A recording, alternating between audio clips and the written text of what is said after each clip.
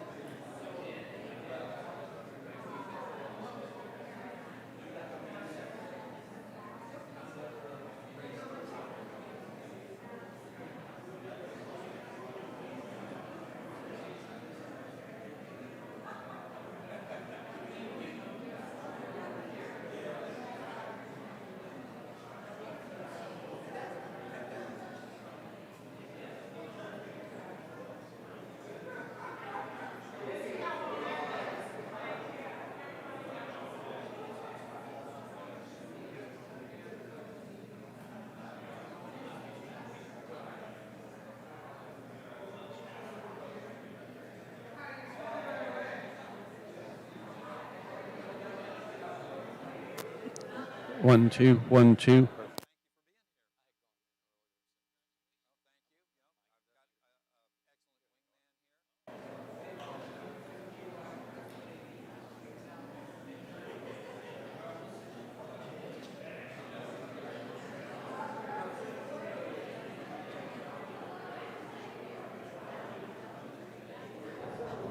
What we're going to be doing with the profession as a branch. I really think. How are you? Hello. In Florida.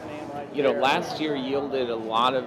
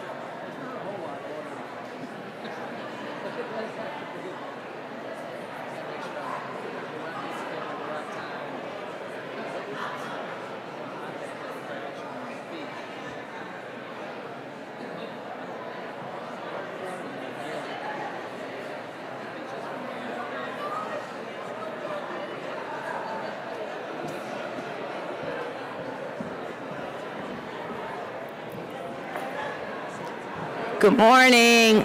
3-minute warning. 3-minute warning. It's a rowdy. Everyone's so happy. It's like their inmates have been released from the asylum, right? And everyone's like, it's like your first birthday party. The crowds materialized pretty quickly. Like nobody was here. Well, they were kind of around the corner Right. because for once we ate some breakfast. Oh, I know. I took advantage of it. It was very good. I said, too. I shall forever be remembered as the president who provided a hot breakfast prior to this. Everything is like, this is a pot of water. I know. It was good. It was really good. We were over there at 8 o'clock having a little breakfast. And I told my husband, I didn't realize there's no breakfast. Oh, you didn't know? See, I knew because I was over here yesterday. So That's because, yeah.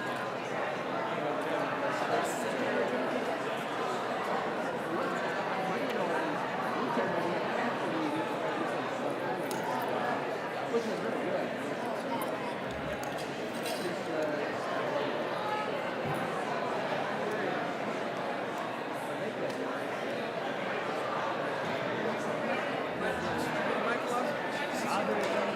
In my opening remarks, I just talked to what all teachers.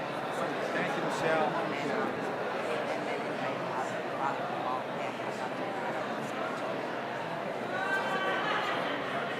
Mitch, how are you, buddy? Good to see you.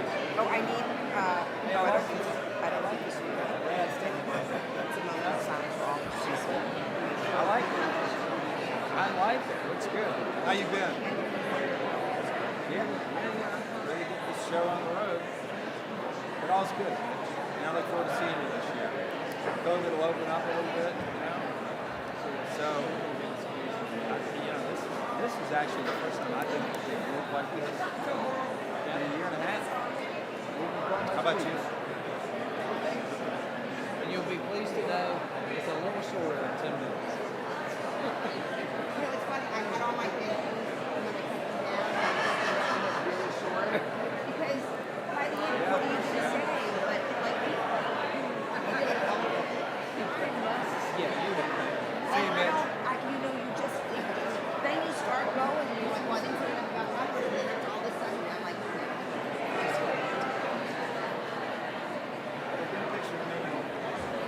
My dear friend.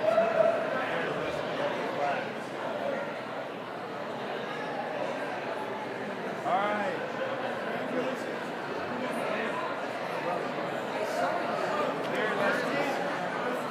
West Palm Beach.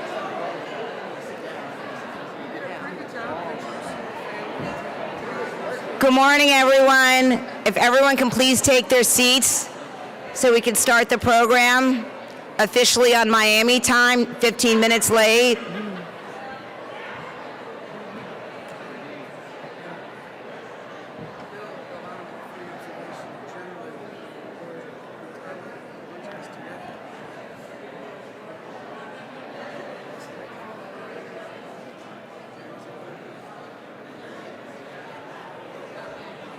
Very nice. these people are very unruly, and they're not listening to me. It's the first time. I think if you stood up, they might listen. People, no, I don't think so. I think people have not been together in a year and a half. I know. This is just excitement. I know, I can't get them to. As usual, the Supreme Court is not behaving. I don't think the Supreme Court's sitting down.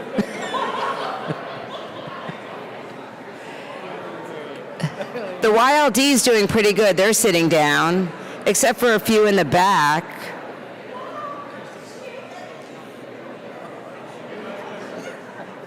I think Josh Doyle's still talking.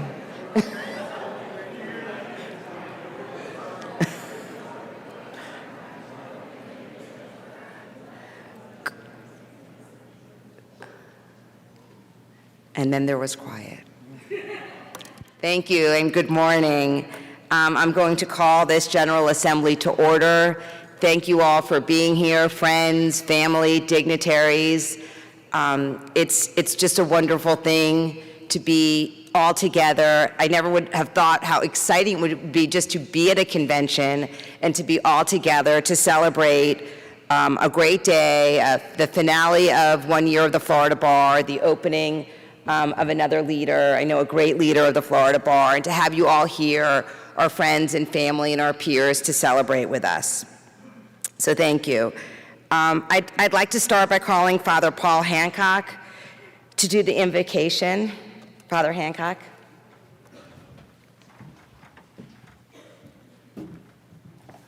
Standing, let us pray.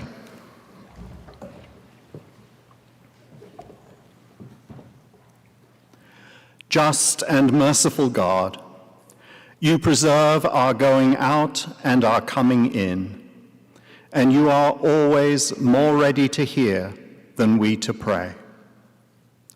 We pray for the Florida Bar Annual Convention, and particularly for this General Assembly. Grace us with your presence.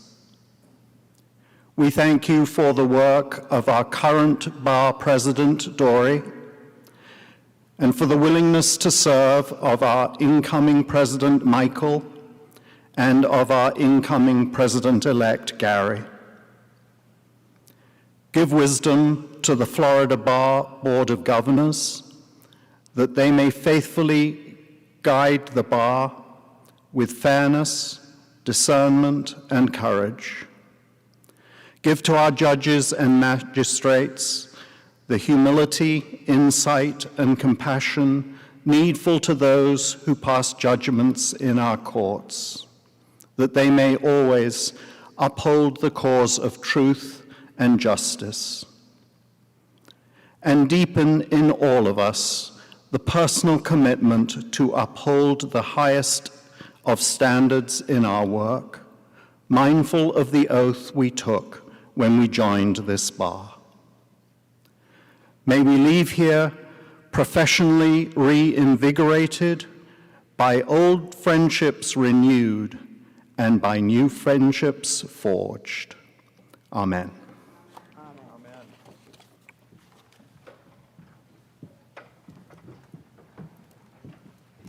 Thank you for those beautiful words, Father Hancock, certainly on friendships. I appreciate that so much. I would ask Reagan, Riley, and Mark Stewart, your grandchildren, right? President-elect Tanner's 3 beautiful grandchildren, to join us in the Pledge of Allegiance and leading us in that wonderful.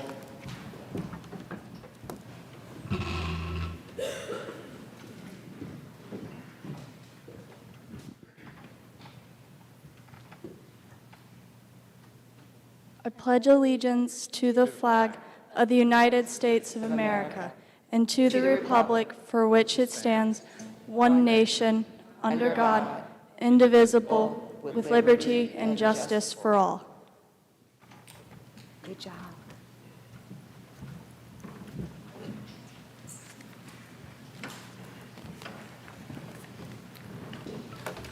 They're so cute. As we close out this bar year, I would ask that we take a moment of silence to pray for the deceased lawyers of the Florida Bar since our last convention. In particular, I would like to give a special moment of silence to Justices Hatchett and Kogan, who we lost during this bar year.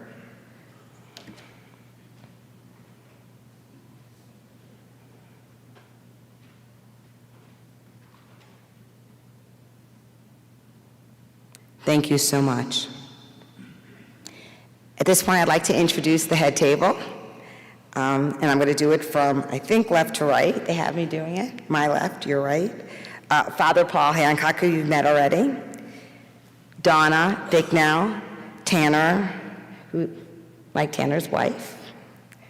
Gary Lesser, President-elect designate, just for a few more minutes.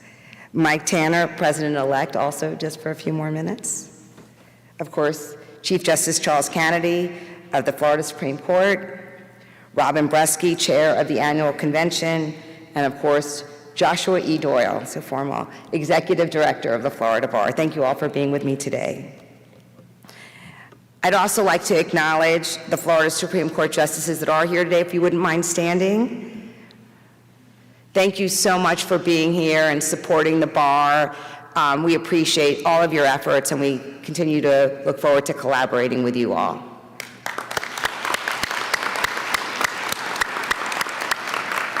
I would like to ask any of the past presidents that are here today to stand and be recognized.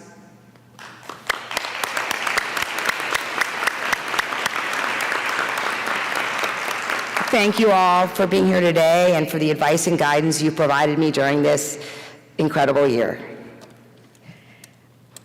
I would ask now for Chief Justice Charles Kennedy to come to the podium and provide a State of the Judiciary address. I just, again, want to thank Justice Kennedy for his friendship this year, his support, his advice and guidance, and I look forward to hearing your words today.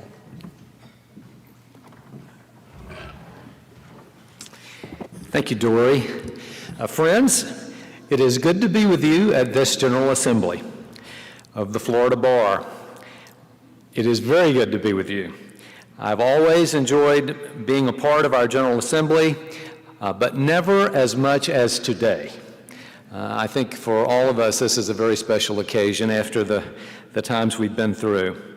And I don't when this was being planned, I don't think we understood that we could really have it in the way we're having it now. So it is a special blessing that we are able to be together without the constraints that we have suffered under for so long.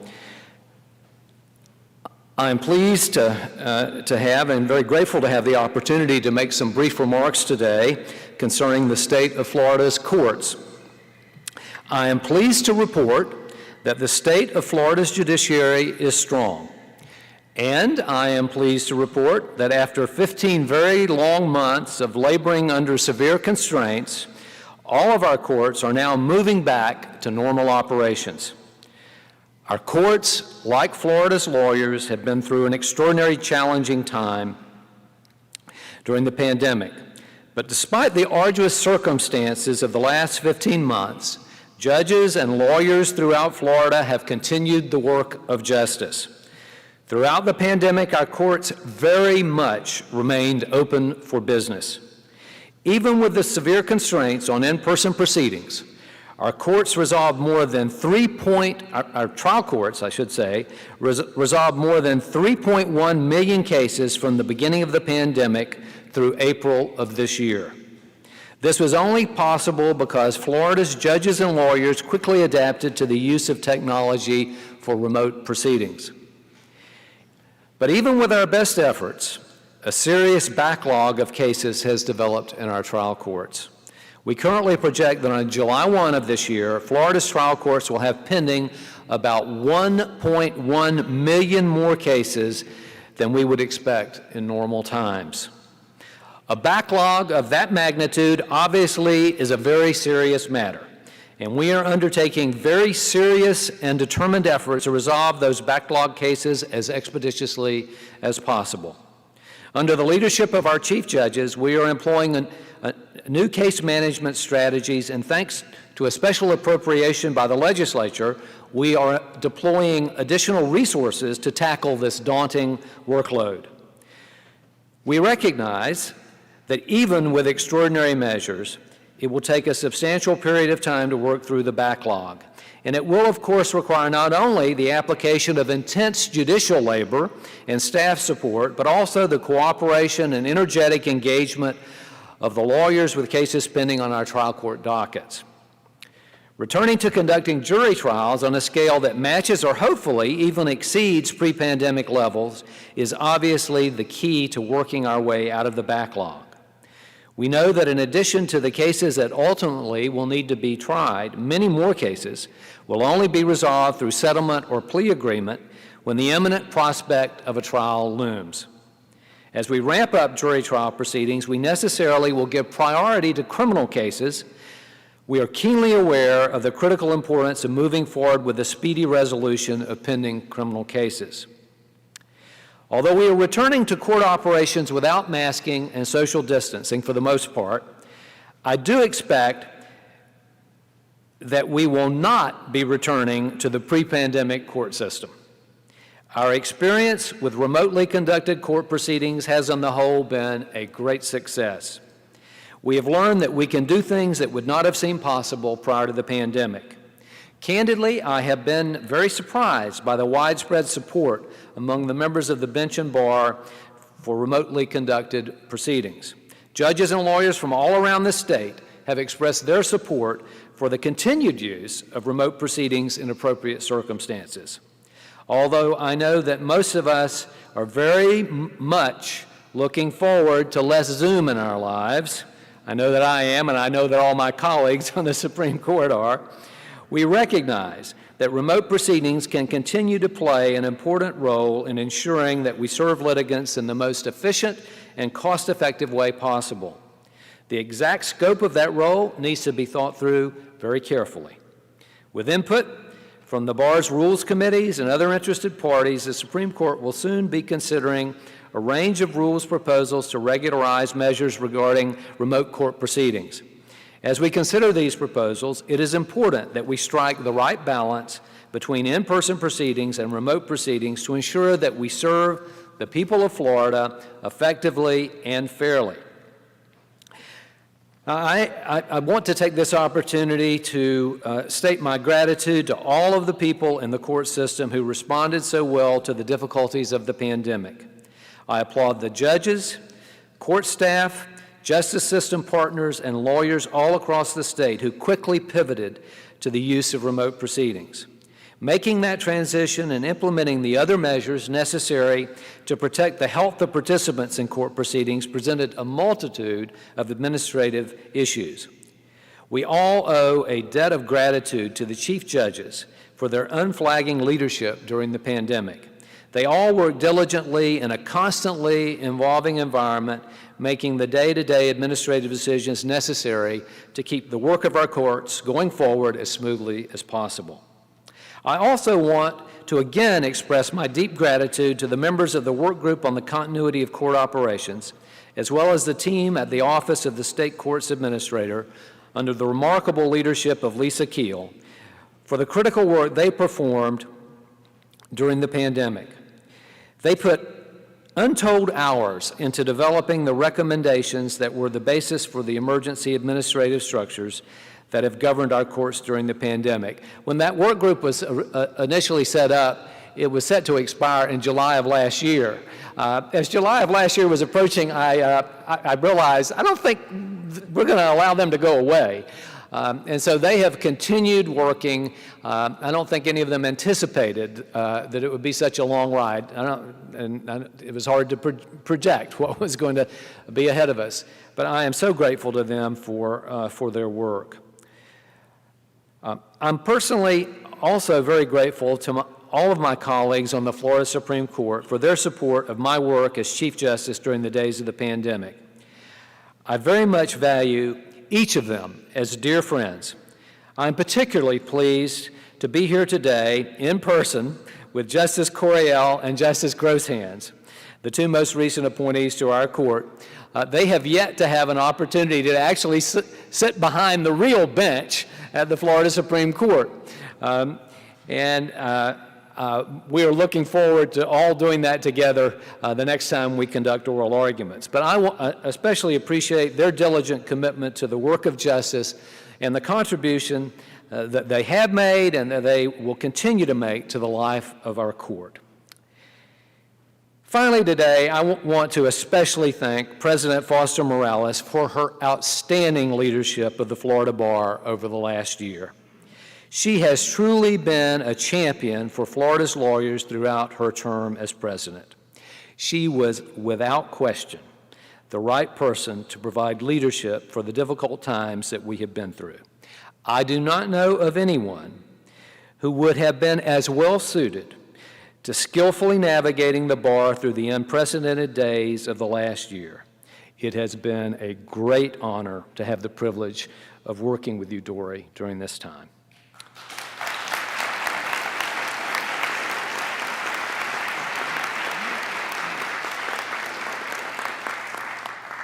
President Foster Morales, President-elect Tanner, the whole Board of Governors, the Young Lawyers Division, the bar sections, and the bar staff under the able direction of Josh Doyle all work diligently to keep the work of the bar moving forward and to keep Florida's lawyers connected.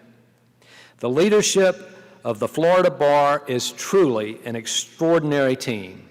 Florida's lawyers are indeed fortunate to have such a dedicated group of people working for the advancement of the legal profession in this state. As lawyers and judges, we all have the very great privilege of bringing equal justice under law to the people of the amazing, wonderfully diverse state of Florida. It is a privilege that I think all of us should be keenly aware of every day as we go about our work. Best wishes to all of you as you carry on the mission of justice and move forward into the post-pandemic world. I am confident that the Florida Bar has an outstanding year ahead under the leadership of Mike Tanner. Thanks again for allowing me to be with you here today. It's wonderful to be at this assembly of the Florida Bar. God bless you all. Thank you.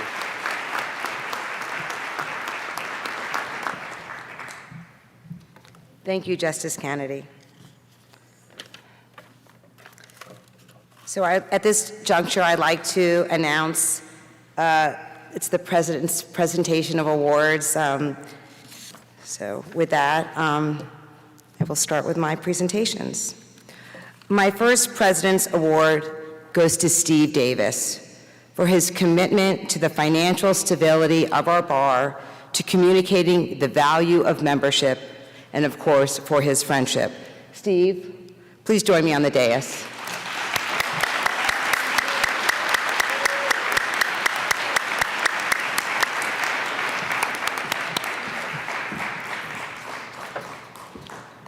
Steve joined the Board of Governors in 2013, and within just a few years rose to chair-elect of the Budget Committee and member of the Executive Committee.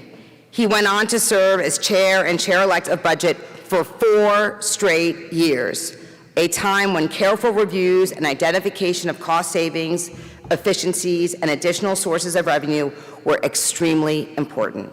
Steve looked at the budget process as more than just a spreadsheet of expenses and revenues. As one of the top stewards of our annual fees, Steve's leadership helped us to stave off fee increases, yay, and make sure that bar members receive the best value for their fees.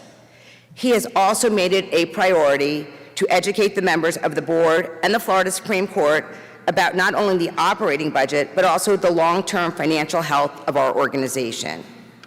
While in his final years as budget chair, Steve served as chair-elect of the Communications Committee.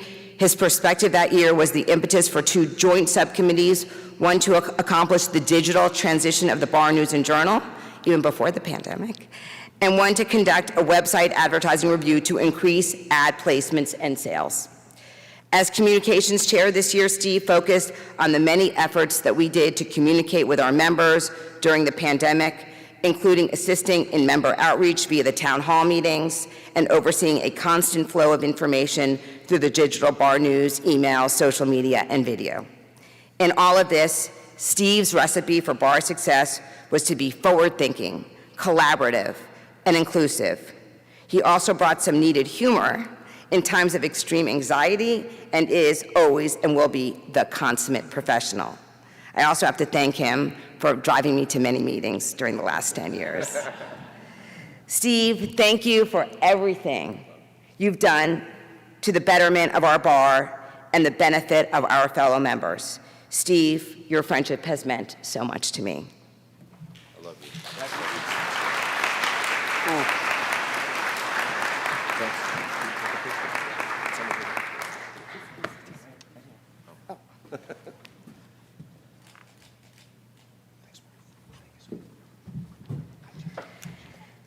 My second President's Award goes to Jay Kim.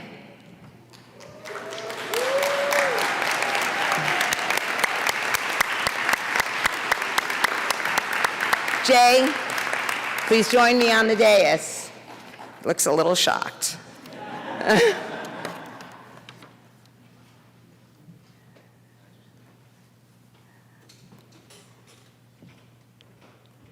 This year, within days of becoming chair of the Board of Governors Technology Committee, in the midst of the pandemic, Jay focused on helping members use technology in their law practices, and he identified several items for the committee to work on.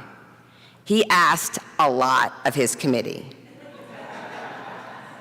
Friday afternoon meetings weekly, in order to stay on top of the myriad of changes to the business of law requiring quick pivots and innovative solutions. Those included looking at the challenges of video conferencing platforms and requesting the providers like Zoom and Microsoft to make enhancements specifically aimed at assisting lawyers.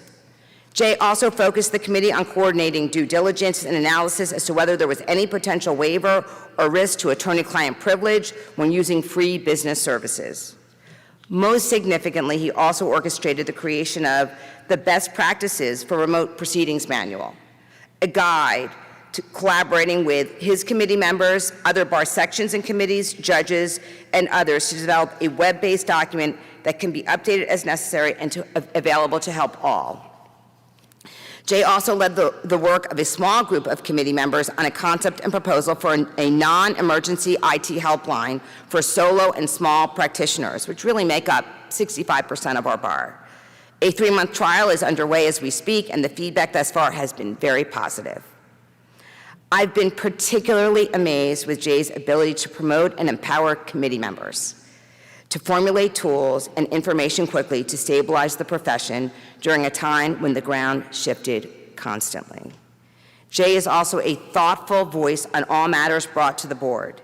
He is kind, he is energetic, he is responsive, and he is results-oriented. The Florida Bar is so fortunate that he is one of our hardest working leaders and that he motivates others around to get things done. Thank you, Jay, for all you've done for the Florida Bar and as a member of the Board of Governors for the past years, and yes, for your friendship.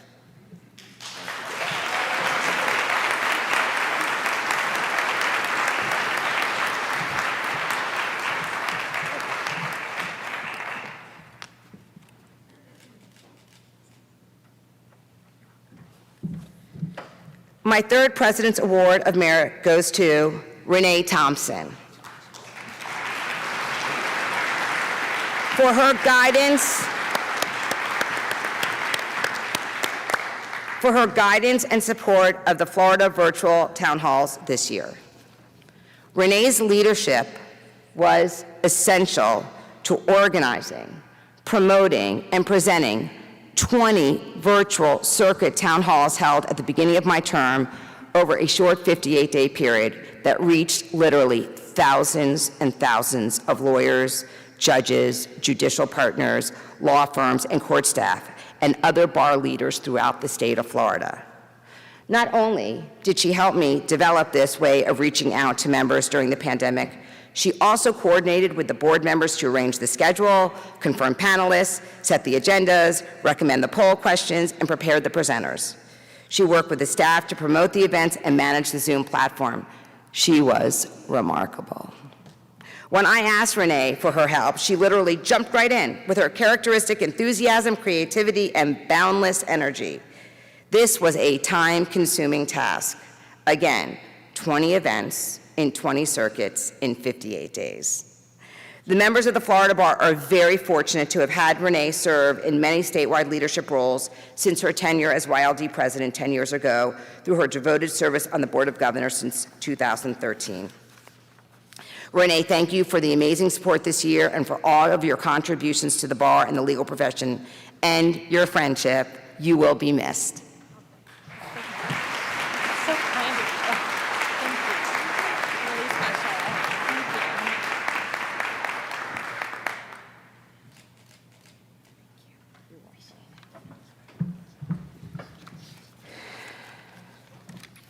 It is also my honor to present some special appreciation awards to the members of two groups that made significant contributions to our bar this year.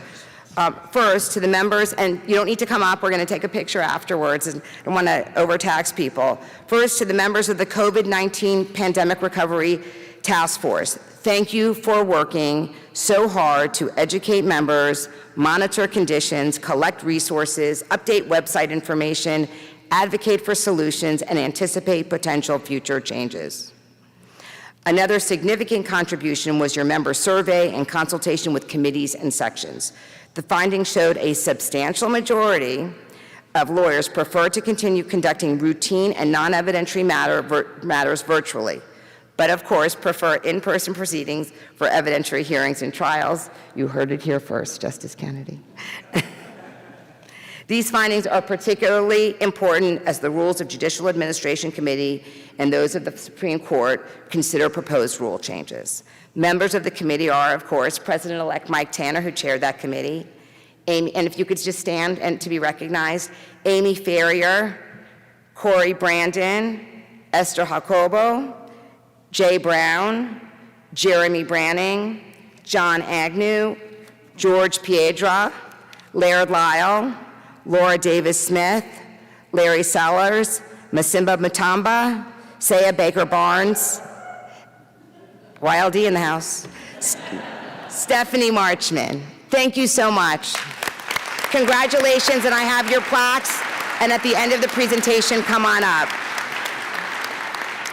Next, a special appreciation word goes out to all the members of the Board of Governors Technology Committee. As you have already heard, they hit the ground running this year with an unprecedented agenda that focused on ways to facilitate remote proceedings and analyze the effects of technology on attorney-client privilege. They developed the concept of the Tech Support Helpline and created the Remote Proceedings Best Practices Guide. Like I said, they worked hard and often, and usually on Friday afternoons. Thank you so much. And now I'm going to ask you to stand and be recognized. Of course, Chair Jay Kim, Paige Greenlee, Laird Lyle, Duffy Martinez, George Piedra, Larry Sellers, Renee Thompson, Greg Weiss, Scott Westheimer, and Tad Yates. When we adjourn, I'd ask you all to come up and get your plaque, and again, thank you for your service.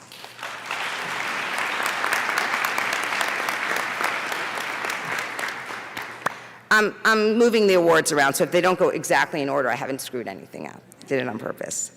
I know I'm going out of order, but here we go. I'm going to present the Tony Boggs Award. This award is given by the President to recognize dedication, integrity, intellectual excellence, and extraordinary work in and on behalf of the lawyer discipline efforts of the Florida Bar. My selection of this year's award is Ron Panzoli.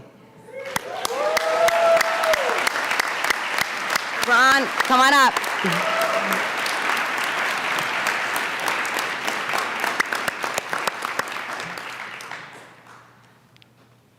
Ron's commitment to improving the discipline process through policies, rules, and procedures over the past 8 years has been phenomenal. As a member of the chair of the board's disciplinary procedures and disciplinary review committees, Ron channeled his energies and motivated these committees to study, formulate, and oversee the rules of substance and proper procedures for handling grievance matters. His knowledge of the process and attention to detail resulted in changes to improve fairness and consistency in implementing the core function of the bar. Yes, this is our core function. His work on the Disciplinary Review Committee went hand in hand with improving the prosecution and appeals processes as well as pretrial matters. Ron also shares my passion for mental health and wellness. He is inclusive, open, and ready and willing to help with at any time. I have to say, when I was formulating what I was going to say about Ron, if there was one way I could describe him would be, what would the award be? Would it be the Tony Boggs Award? I thought it would really be, the best award would be the Miss Congeniality Award. Or maybe Mr. Congeniality. Ron would have won that one too. Many folks know that being on the BOG allows you to meet and become friends with folks you would have never come in contact with, but who make you a better person, for sure. Ron is one of those people for all of us. Thank you so much, Ron, for all you have done.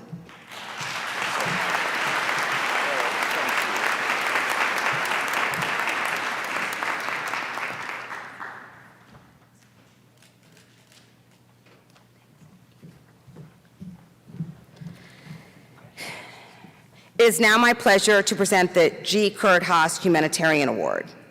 Kurt Haas was a member of the Florida Bar who practiced law in Miami, my hometown, until his untimely death in 1987. He was recognized by many for his humanity and legal ethics, as well as his skill and his professionalism. The G. Kurt Haas Award was established in 1998 by then Bar President Ed Blumberg to recognize a Florida Bar member for his or her meritorious service to our profession.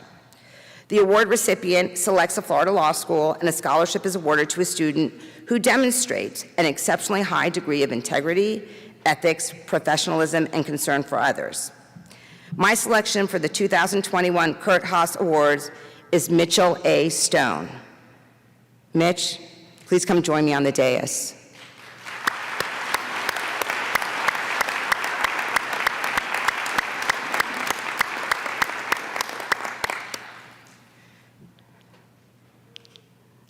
If you don't know Mitch Stone, you should. He is a Jacksonville-based criminal defense attorney whose leadership and advocacy on behalf of the legal profession has been nothing short of extraordinary. In addition to his efforts to educate other lawyers through numerous publications and seminars, he sets a wonderful example through his many years of involvement in state and local bar activities. He has served as president and in other offices for the Florida Association of Criminal Defense Lawyers, as chair of the Jacksonville Bar Association Criminal Law Section, and as president of the Jacksonville Beaches Bar Association. Board certified in criminal law, his background includes representing clients in the state attorney's office in Miami and Jacksonville and in private practice. He supports Jacksonville Legal Aid and frequently provides pro bono services. He is a staunch advocate for the criminal justice system, as evidenced by his request to the governor to prioritize everyone in the criminal justice system, judges, court staff, state attorneys, public defenders, private attorneys and defendants, jurors, corrections staff, and inmates to receive the COVID-19 vaccine to safely reopen the courts for jury trials. I have known Mitch for many years. We attended law school together, and in addition to being a phenomenal servant leader, he's a dedicated family man to his wife, Chris, his two daughters, Hannah and Sarah, and his parents, Bev and Bud. He is simply an all-around wonderful person. Thank you, Mitch.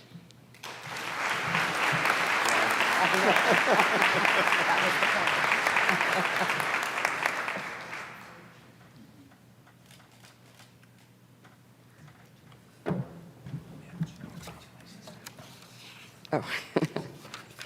I just want to read what the plaque says. This award recognizes the unique qualities that we all strive to attain but few achieve.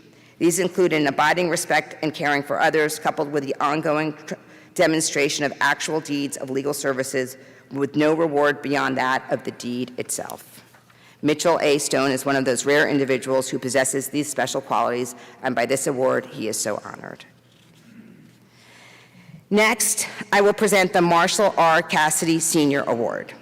Established in 2012, this award honors and recognizes the legacy and attributes of the late Marshall Cassidy, who served as executive director of the Florida Bar from 1961 to 1980, and is given to recognize those who provide extraordinary service in bar leadership. My selection for the 2021 Marshall R. Cassidy Senior Award is Braulio Rosa. He's got a few fans in the audience. Executive Director of the Broward County Bar Association since 2013. Braulio, please come forward. Is he here?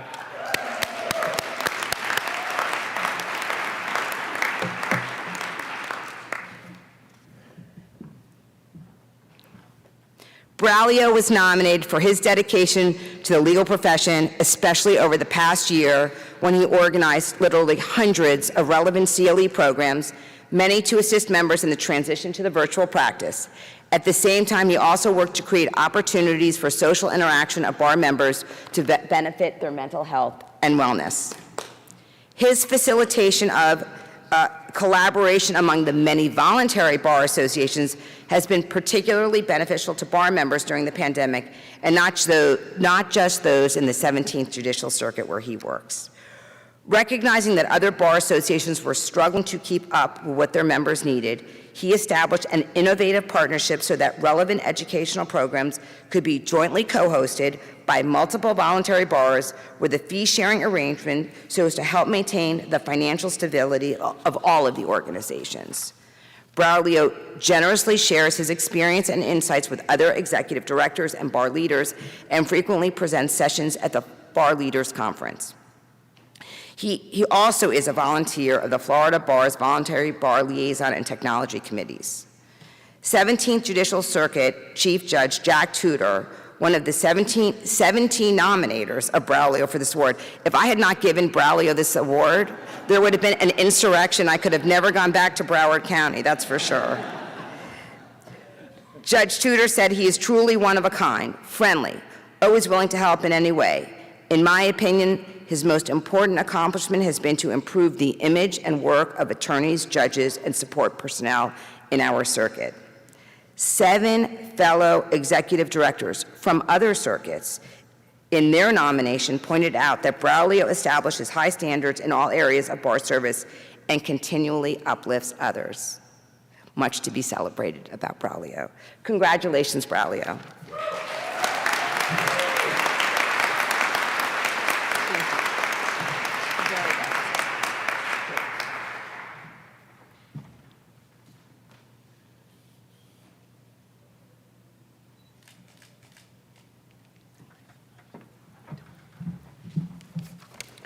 Finally, the Claude Pepper Outstanding Government Lawyer Award. Each year, the president of the Florida Bar presents the Claude Pepper Outstanding Government Award on behalf of the government lawyer section. It's kind of fun as president to give these awards. When I was a young lawyer, when I was in law school, I worked for Claude Pepper. So it's nice to see that he's continued to be honored. This year, I'm particularly excited to present this award to Abigail Price Williams. I'm so sorry she's not here. She is attending virtually. I will present her with this award in person in another special event that I'm planning.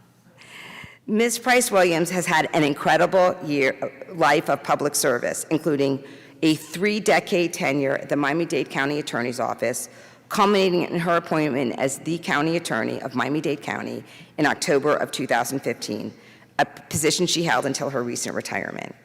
In addition to her distinguished government career, Ms. Price Williams represented children who have been abused, abandoned, or neglected as both a pro bono guardian ad litem attorney and volunteer lay guardian, and provided many additional community services. Ms. Price Williams' character and accomplishments exemplify the highest ideals of government service, and her commitment to the public interest is something that we should all strive for as practicing attorneys. Wherever you are, Abigail, congratulations.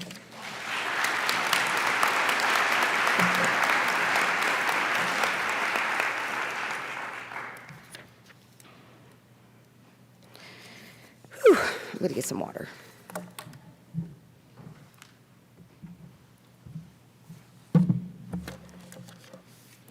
Don't worry, I'll be sitting down soon.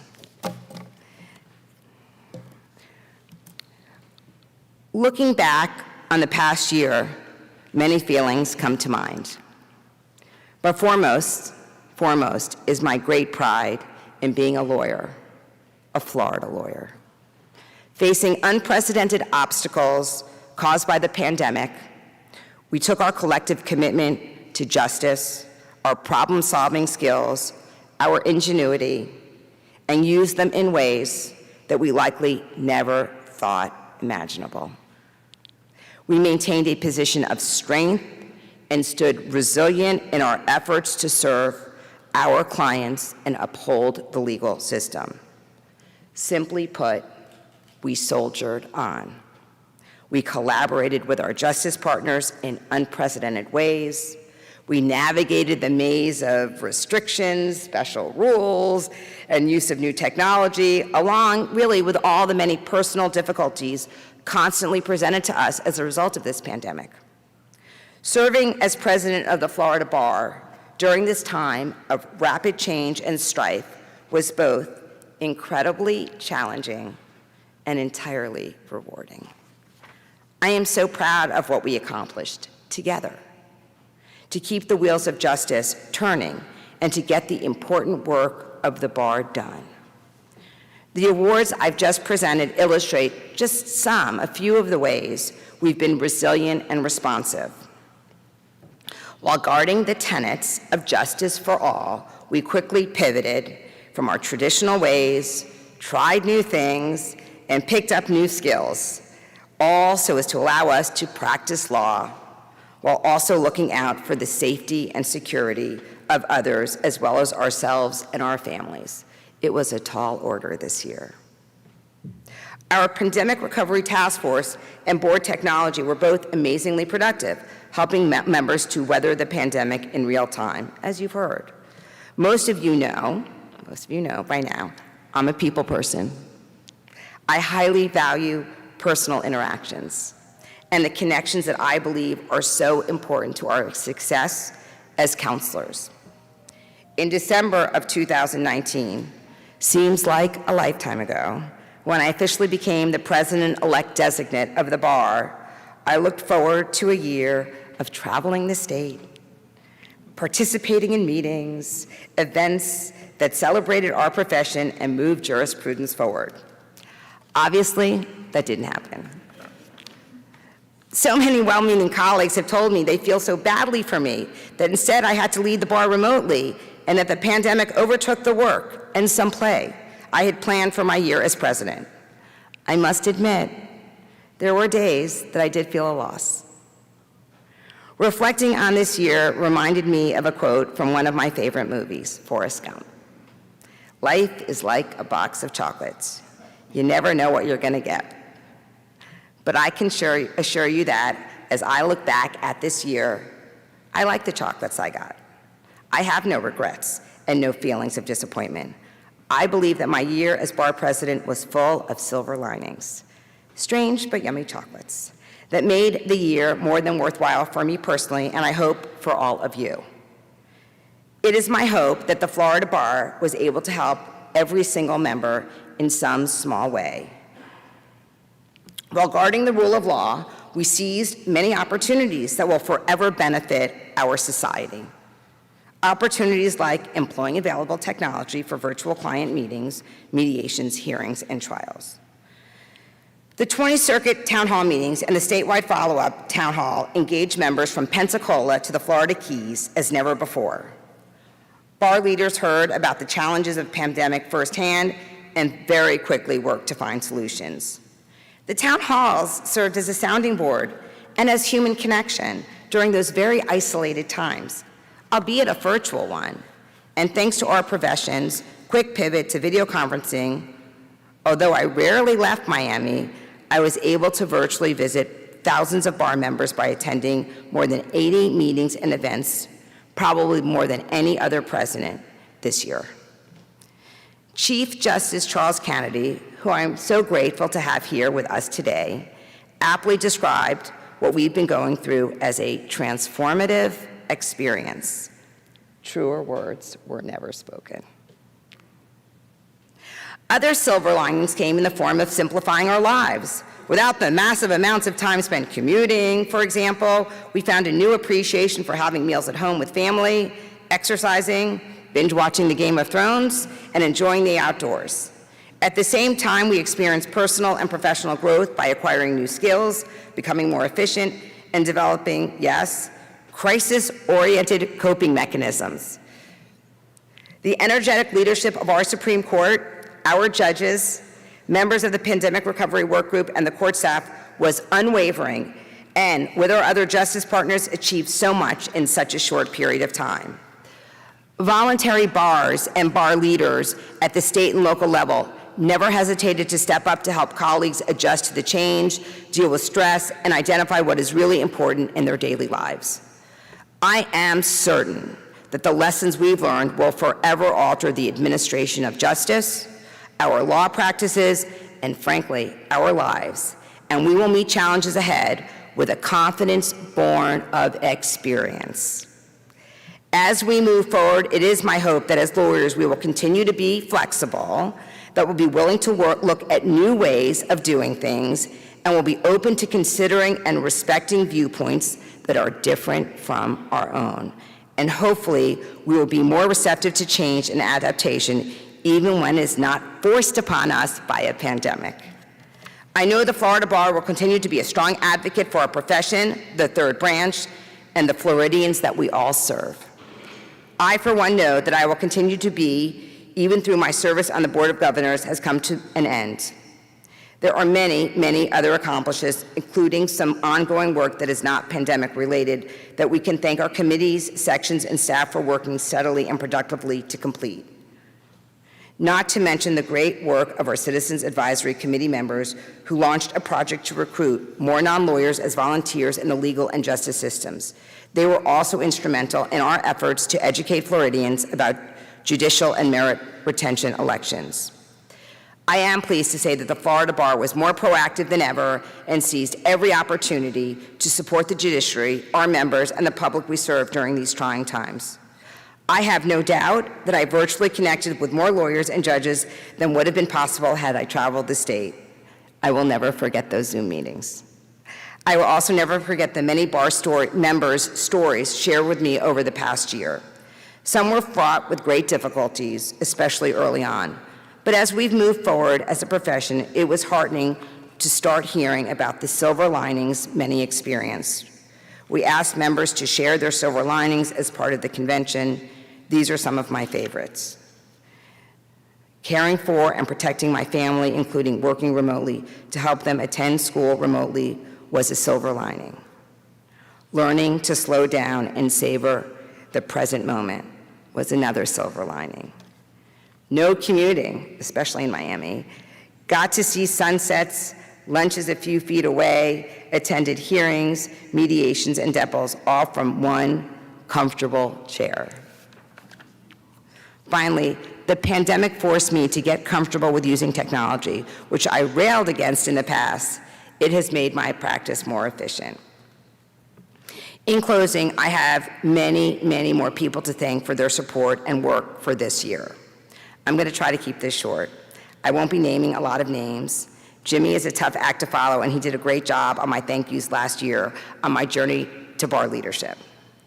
So this is a big big shout out, and thank you all for your hard work, dedication, education, love, support, advice, and guidance, which allowed me to be, as president, make decisions I felt were best for the bar.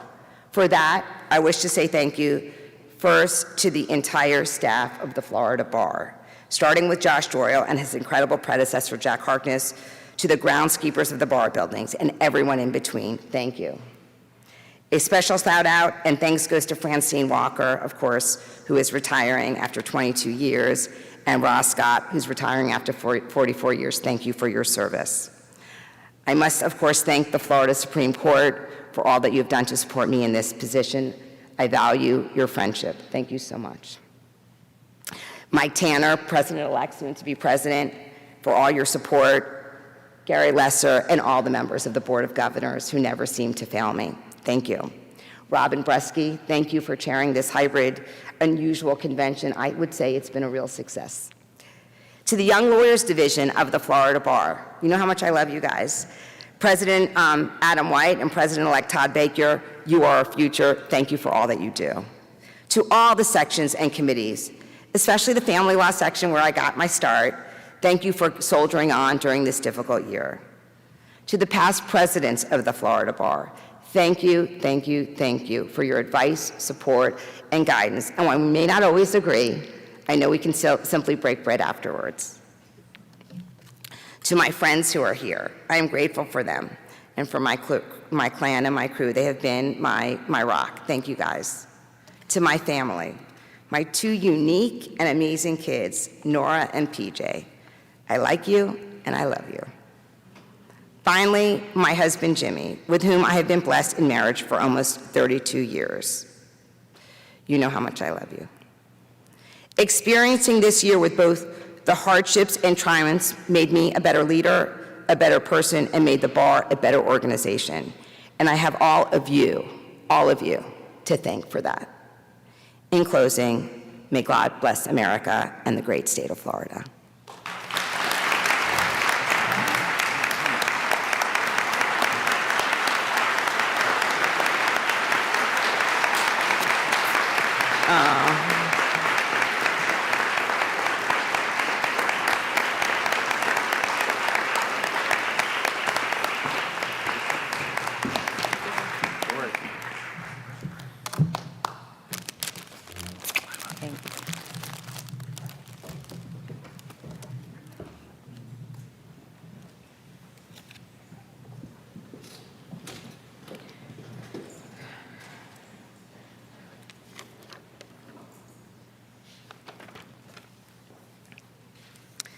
I would like to now recognize the Leadership Academy classes. I think it's 8 and 9 are here, virtually, in person. If any of the fellows are here, please, I ask you to stand and be recognized. Oh, there you are. Yay!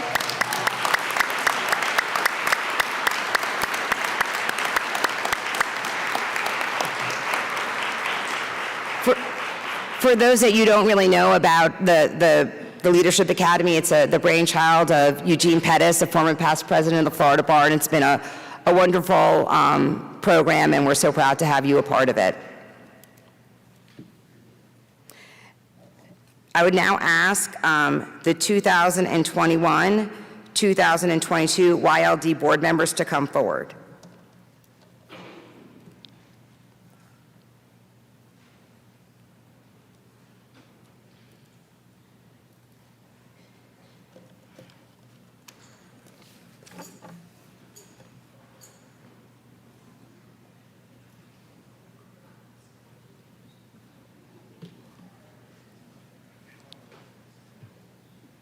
Like he needs to bring a soft drink.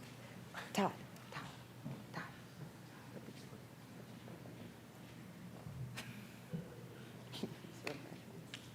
Good job. Chief Justice, would you swear in the Young Lawyers Division of the Florida Bar?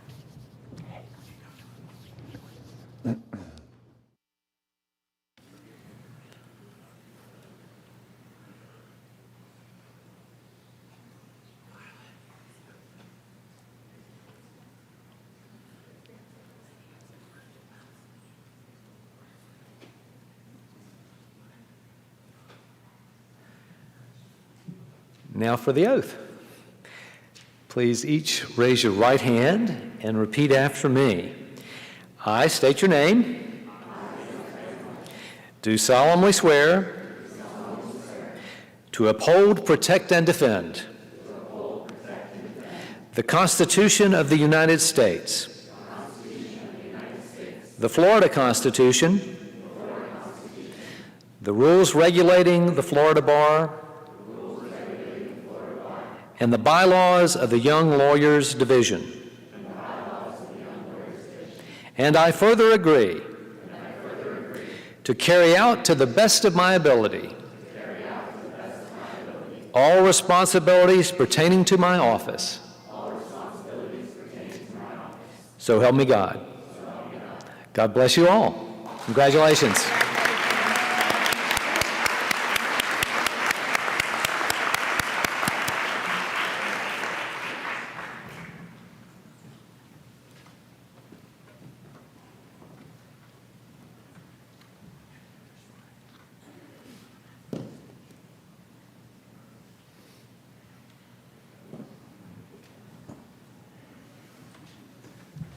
Todd, please come to the podium with your refreshments. Yeah. May I leave this with you? Thank you. At this time, I have the distinct pleasure of recognizing a dear friend of mine, Iris Elijah. She is going to be the president-elect of the Young Lawyers Division. Iris is the Associate General Counsel for Florida International University, where she also graduated from law school. She's been a government lawyer her whole professional career. She's a Leadership Academy graduate. She's involved in the Gwen S. Cherry Black Women Lawyers Association, Miami-Dade Fall, and many more organizations that I can count. If you don't know Iris, you absolutely should. She's wonderful. I first met Iris at the Affiliate Outreach Conference. I was there on behalf of the Broward County Bar with Sarah Sandler, and we didn't know anyone. In fact, Iris came out, made friends with us. Her and Sarah bonded over their Apple Watch bands that they had just recently purchased, and she's always had my back since. We were friends on the YLD, and at one point we drove back from Key West, and it was then that Iris, who is usually full of good ideas, had a lapse of judgment. She told me I should run for president of the Young Lawyers Division. So I did. We went on to lunch that day, and as she'll remember, it was Mother's Day. So when we got to where we were, they thought we were a couple. They brought me a rose to give to her, and of course I did. I'm so excited to work with you in the year to come. I'd ask you to come on up along with my wife Carly and my son Maverick so that we can be sworn in. Wait a second? Okay, we're waiting a second. We're waiting a second. You can come up. Now I'm going to ask, because I screwed things up, Braulio Rosa to come forward for the introduction of Todd Baker. You know who Todd is.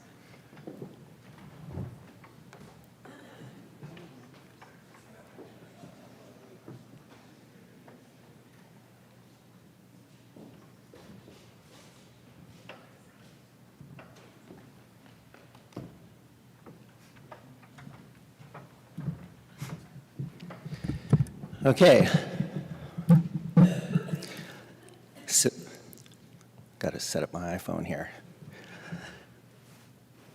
Todd Baker.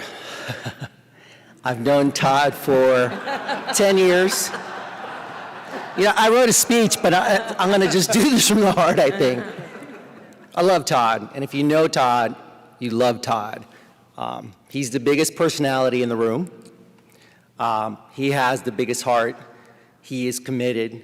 He's got vision, serious vision. Sometimes people think they're crazy ideas, but a lot of those crazy ideas end up being wonderful programs that we provide for our lawyers. That's what I loved about Todd, was his commitment to helping others. How did I meet Todd? It was 10 years ago. Broward County Bar Association always went to the 17th Judicial Mike Satz's office, and we would do our dog and pony show and say, hey, ASAs, you need to get involved at the Bar Association, and this is why. You don't get a lot of questions, but one hand did raise up, and it was this young kid, young lawyer. I don't know who he was. Yes, I was new at the time, so can I do a poker tournament? Okay, sure. You could do a poker tournament. Anyhow, a couple of years later, he's really involved. Now he's president-elect.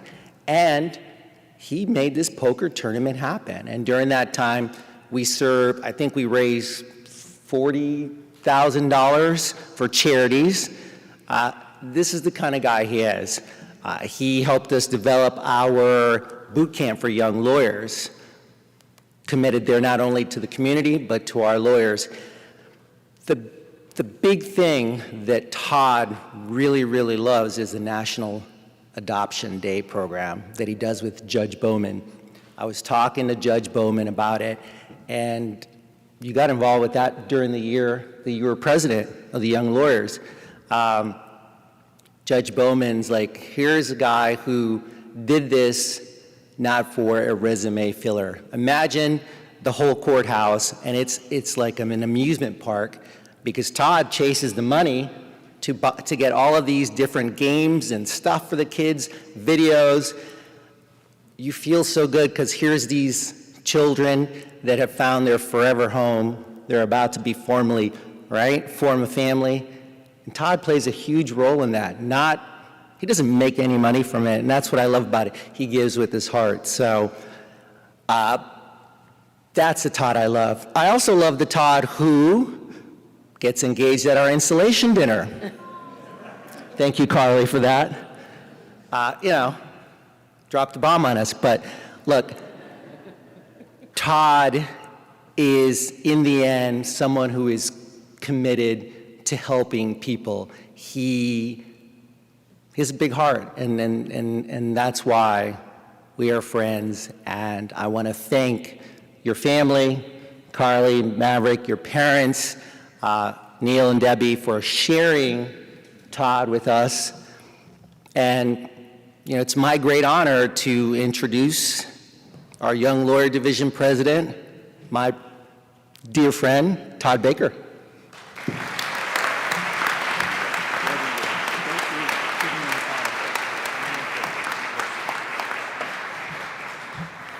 Justice Kennedy, would you do the honors of swearing in the incoming YLD officers?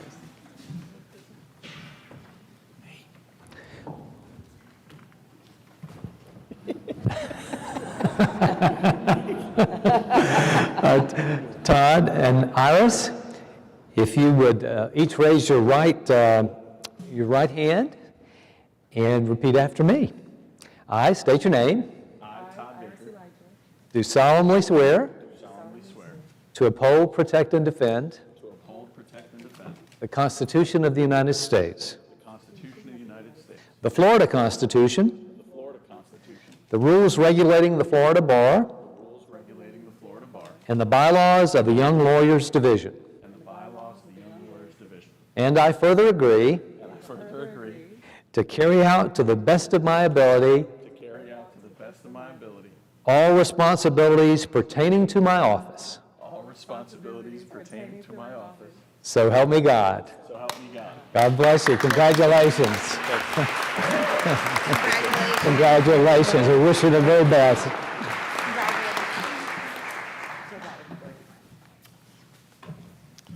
Brief remarks now. Brief remarks. For any judge who knows me, if you want me to talk for 5 minutes, you better tell me I have 1.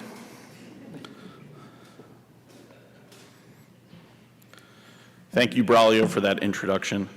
You have always been a dear friend and a confidant. You've always had my back, and you know I'll always have yours.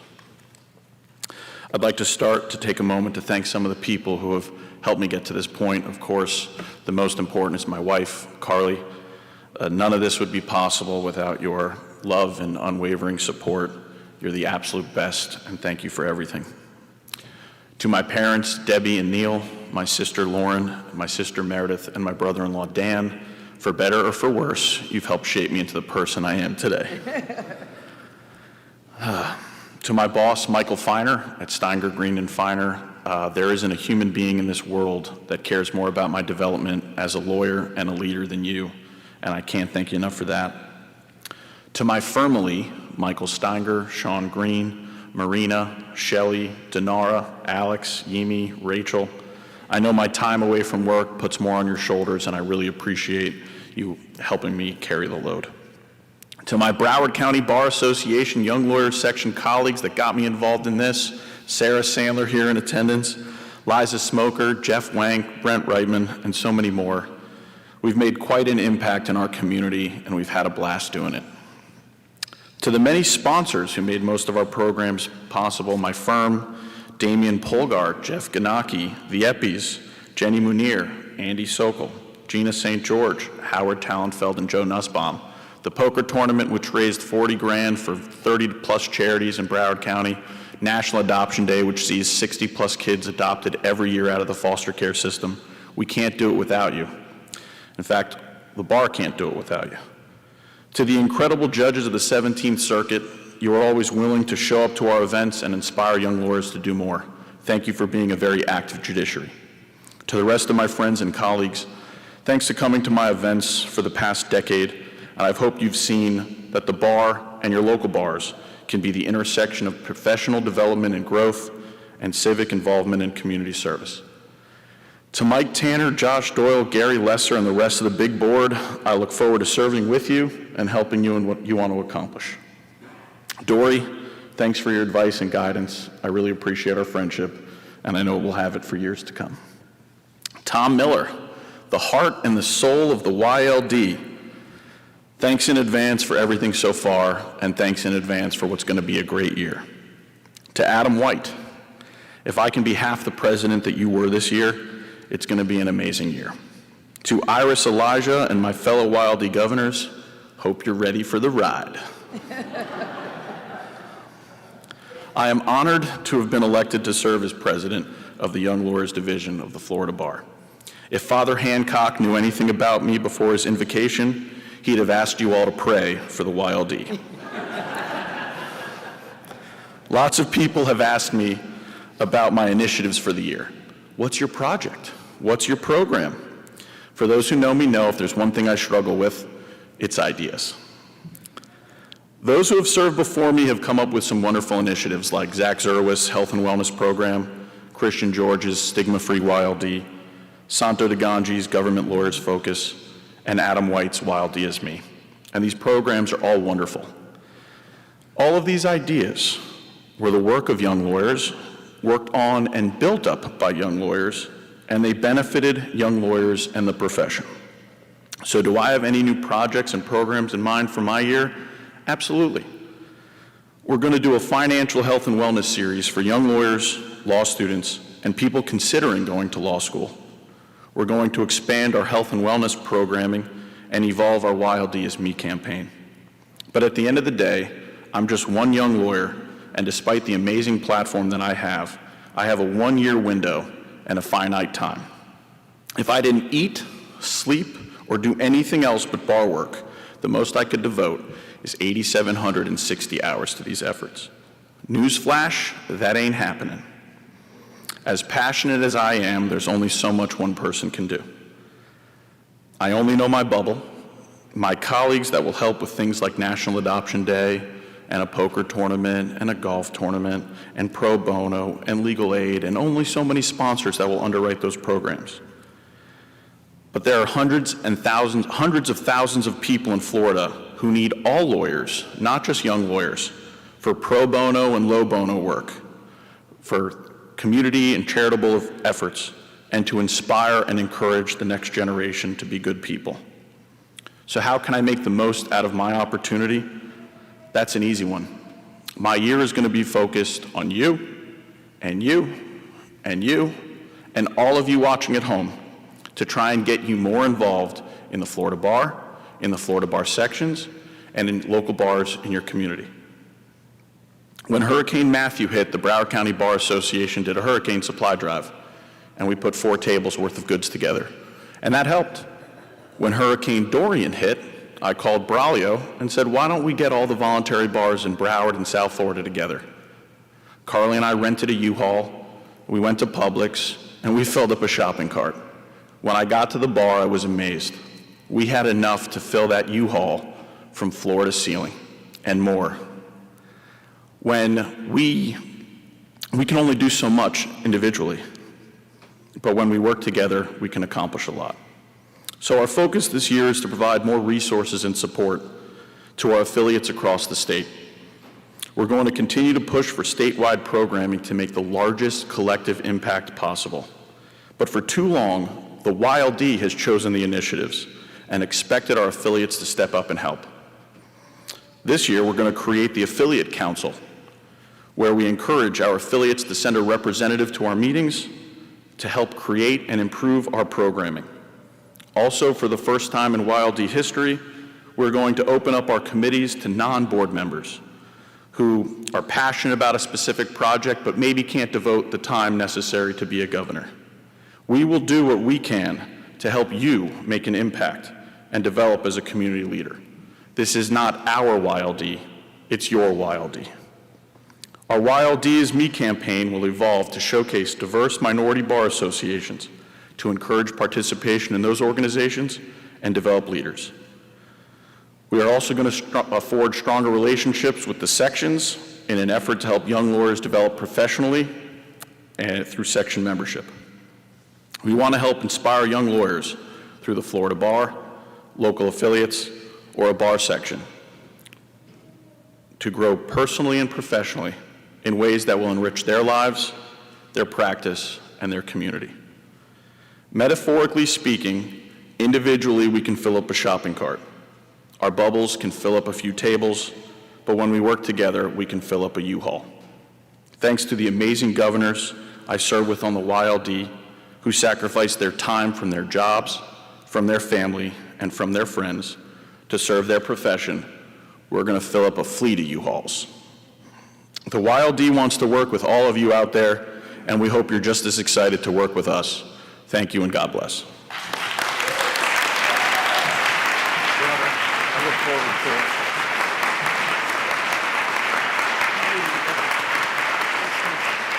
It's certainly not. So I'm going to just take a moment of personal privilege. When I was saying my thank yous, I went from the past presidents to my family. I left out my law firm family. I want to thank them for their support and encouragement this year, which could have been, obviously very difficult for all of us, but thank you for being here and for obviously everyone who's back home listening. At this point, I would ask the 2021-2022 Board of Governors members to come forward to be sworn in.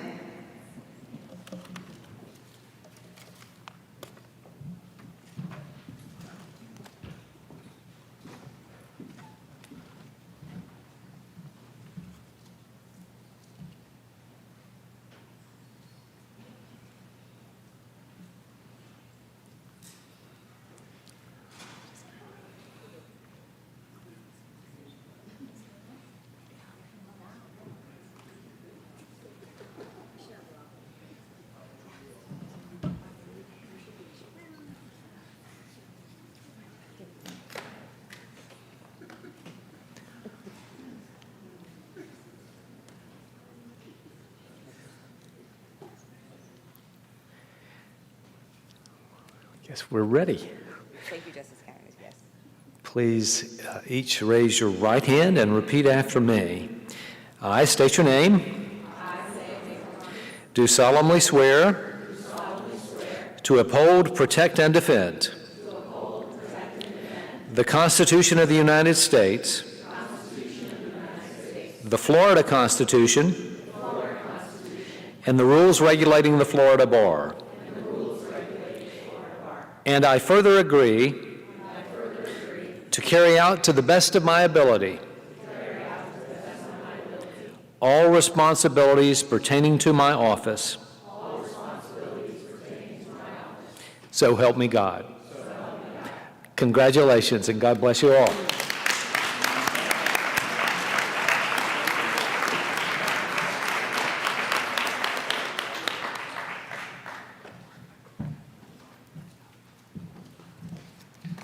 It's going to be a great year.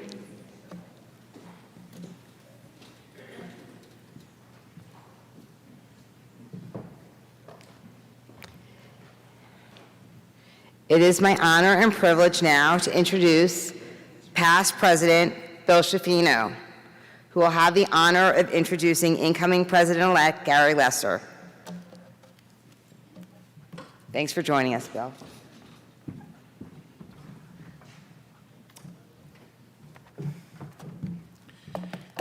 Colleagues, friends, Gary, Mike, President Foster Morales, I don't know how many more times you're going to hear that, Justices of the Supreme Court and Chief Justice Kennedy. Well, before I begin my introduction, I do want to make one comment. I heard that incoming speech by, where's Todd? Todd? I'm going to pray for the YLD, but I do believe they're in really good hands. You're going to do a great job. So Gary calls me a few weeks ago, and he says, Bill, would you introduce me at the General Assembly? And the thought going through my mind was, after the Gary Lesser campaign media blitz, I don't think there's a lawyer in Florida or a judge who doesn't know everything about you, Gary. But hopefully, let me fill you in on some things about Gary and some insight that you may not know. Gary's a third-generation lawyer, and his grandfather passed on a code to live by to Gary, and I actually mentioned this at the Pro Bono award ceremony a few years back. Every person is born a debtor to their family, their community, their church or synagogue, and they are a debtor to this country, and no one should die leaving that debt unpaid. And that's a code that Gary's lived by his entire life. Now, Gary earned his undergraduate degree from George Washington University, where he served as president of the Student Senate. In his spare time, he was editor-in-chief of the George Washington Journal, a monthly political opinion commentary. And for those of you who know Gary, that is of no surprise.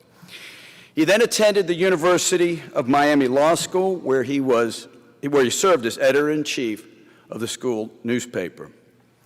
Now, with us today, we have his very good and longtime friend, his law school classmate, former Senate President Bill Galvano. Bill, thank you for joining us today. Now, and Bill had this to say about Gary. Gary was relentless and tenacious. Some even described him as a pit bull on a bone. He was driven. He was the editor of our local school newspaper. I was opinions editor. Gary was relentless. He would make us hit deadlines no matter what. It didn't matter if you had one exam or an exam. One time, after hiding from him all day, I returned to my apartment to find 10 voicemail messages and 20 emails from Gary. Now, I may have embellished a little bit, but Bill's point was Gary was driven back then. Gary's an activist for his community and his profession. Now, there are too many, organizations that Gary's led at home to list. You really can't go through them all. You can see it in his resume. But three that were very important to Gary and still are: the Palm Beach Economic Council, the Jewish Federation of Palm Beach, and the Homeless Coalition. That list goes on. Gary served as chair of the Legislative Committee on our Board of Governors for 3 years.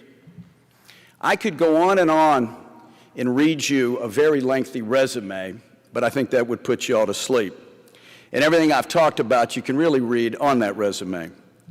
But now let me tell you who Gary is, a little bit about Gary, and why I know he's going to be a terrific president-elect and one-day president. But before I go on, I can't forget Mike Tanner.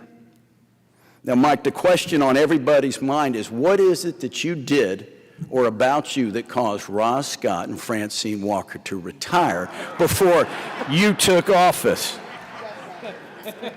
Now, you can handle that when you have your moment up here.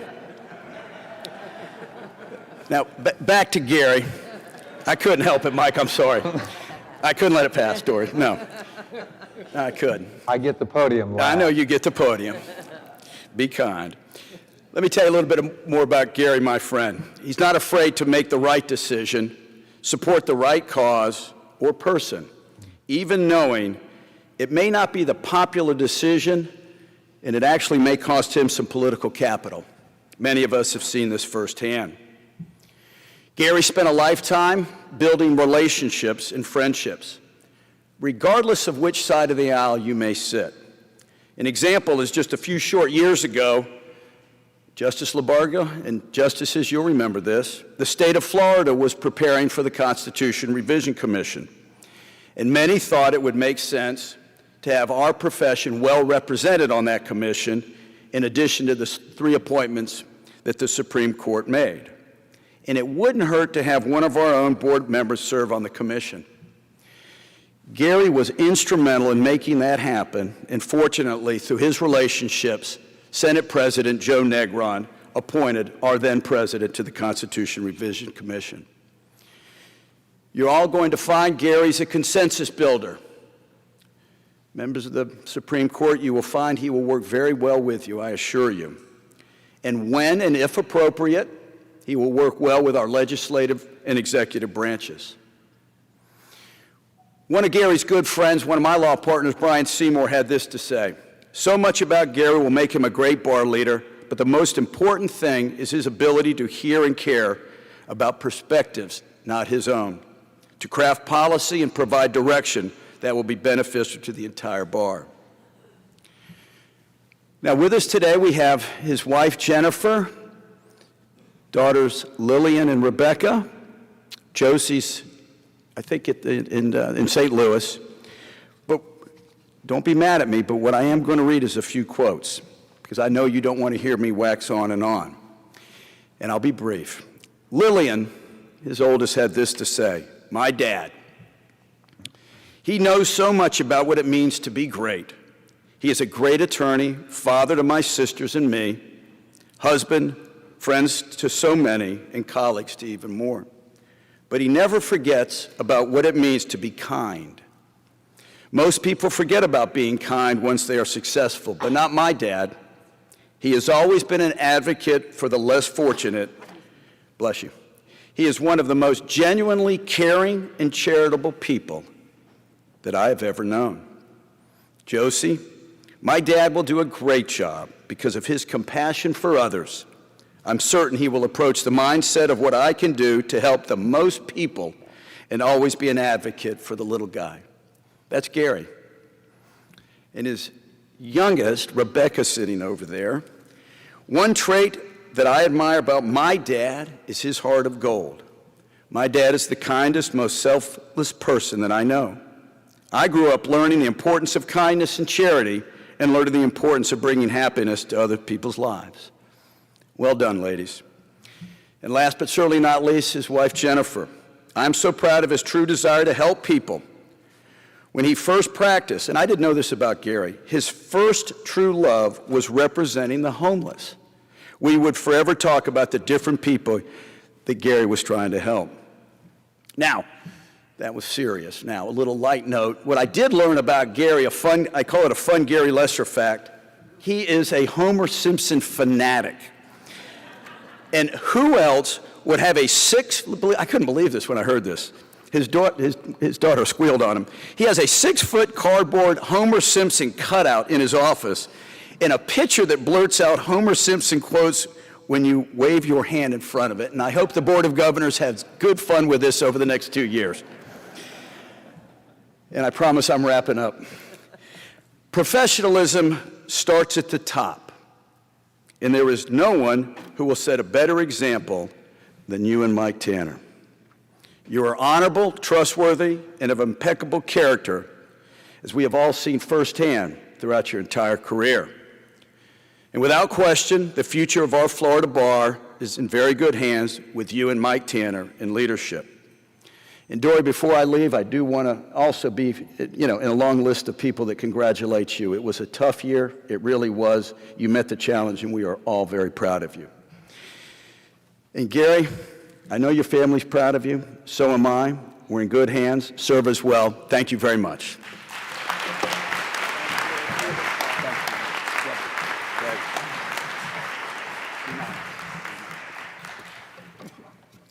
Justice Kennedy, could you please join us? And I'd ask daughters Lillian and Rebecca and Jennifer, his wife, to join us for the swearing in. You have the Tanaka.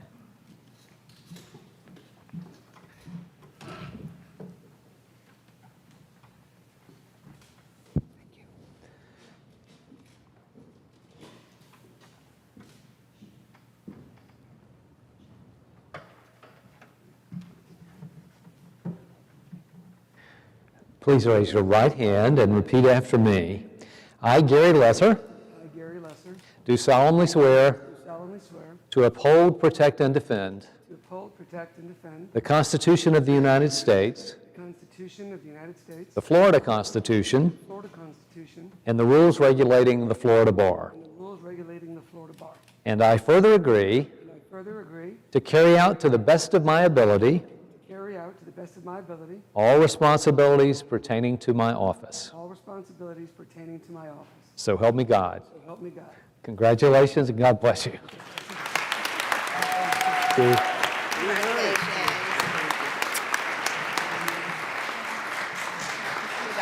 So glad you are. Oh, yeah.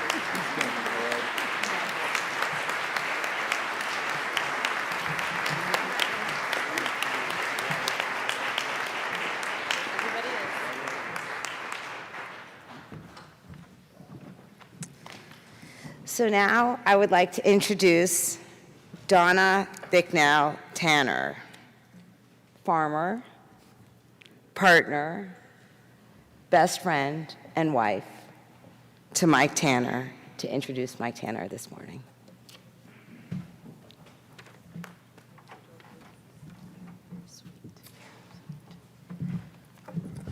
Can you see me over the podium?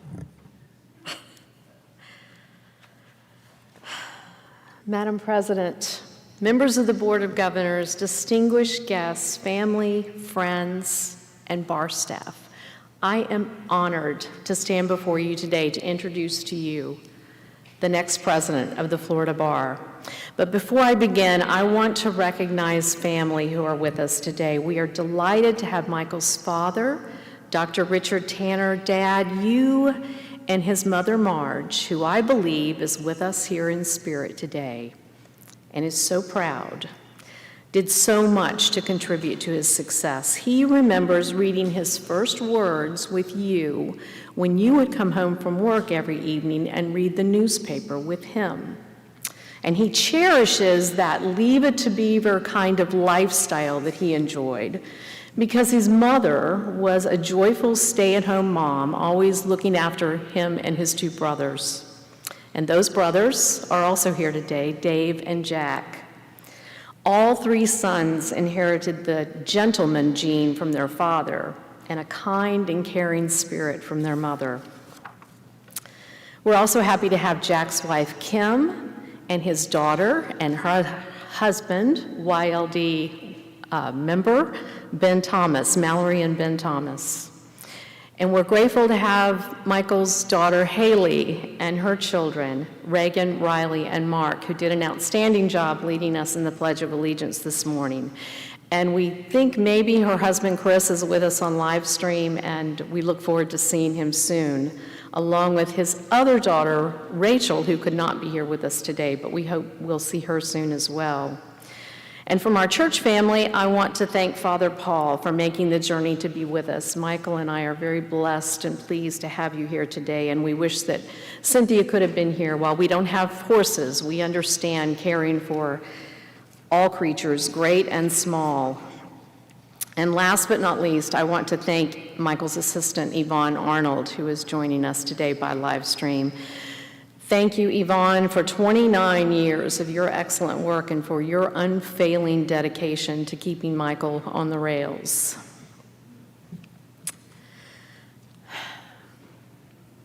Sometimes people surprise, and he has served the bar faithfully in various capacities for many, many years. I, on the other hand, understood that his next chapter would be regenerative in much different ways, maybe writing his next book or getting even better acquainted with daily life on our farm. I am not going to disclose the cast of characters, but I want you to know that the idea of stepping up for this job was not his. It all began with subtle hints that morphed into not so subtle nudges, and those evolved into full press arm twisting. And eventually, he surrendered. And as I watched it unfold, I began to realize that it all made perfect sense. And let me tell you why. When you consider the challenges of the bar, there is one that always rises to the top and permeates all the others, and that is professionalism, or the lack thereof. It may be a complex problem, but it's a simple concept. It's about civility, integrity, and dealing fairly and honestly with others. While the bar has rules that govern ethical conduct, there is a higher plane of behavior to which we all should aspire. When Michael was a new lawyer, mentoring and being mentored were commonplace. Under the tutelage of senior lawyers, he was able to bridge the gap between law school and the practice of law, and he learned about professionalism firsthand.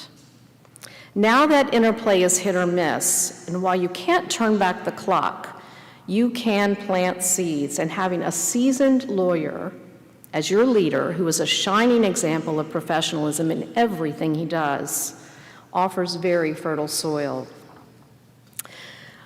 Michael is also known to value a culture where people support each other in their own uniqueness. I see his approach as analogous to the principles we follow on our farm. We work with nature rather than against it. Some folks see weeds in our pastures. We see those same plants as diversity in our forages.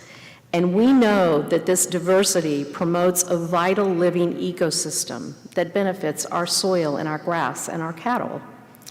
Likewise, healthy relationships among people thrive best in a nourishing environment. For him, differences are not barriers, but rather opportunities for creativity and career development, economic advancement, and leadership. Michael always looks for the best in others and works to bring out their special talents. Bar service is in his DNA, but not for awards or plaques or ribbons. Those of you who volunteer on committees, in sections, and on boards are motivated because you know your contribution will make your profession better. And more often than not, it makes you better. And you meet people who change your life. For bar members who have not discovered how enriching bar service can be, Michael will inspire them. As a trial lawyer, he loves to win. But it's never about the personal victory. It's always about the collaborative effort.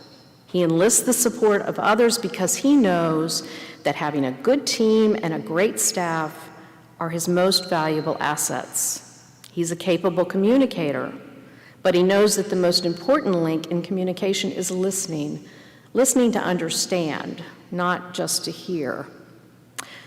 Michael is a man of faith. He doesn't wear it on his sleeve, but it's the way he starts his day, and he's traveled halfway around the world multiple times in furtherance of it. He's a man who reads, who writes, who thinks and teaches. He's a perpetual student of the law, history, politics, literature, and lately, technology, and the impact of COVID upon your profession and the changes needed to better deliver legal services safely, efficiently, and timely. Michael's knowledge and his command of history will help guide his actions. Leaders never stop growing. He's also learning the ropes on the farm and recently earned a promotion to assistant herd manager. One of his tasks is to keep our equipment shipshape.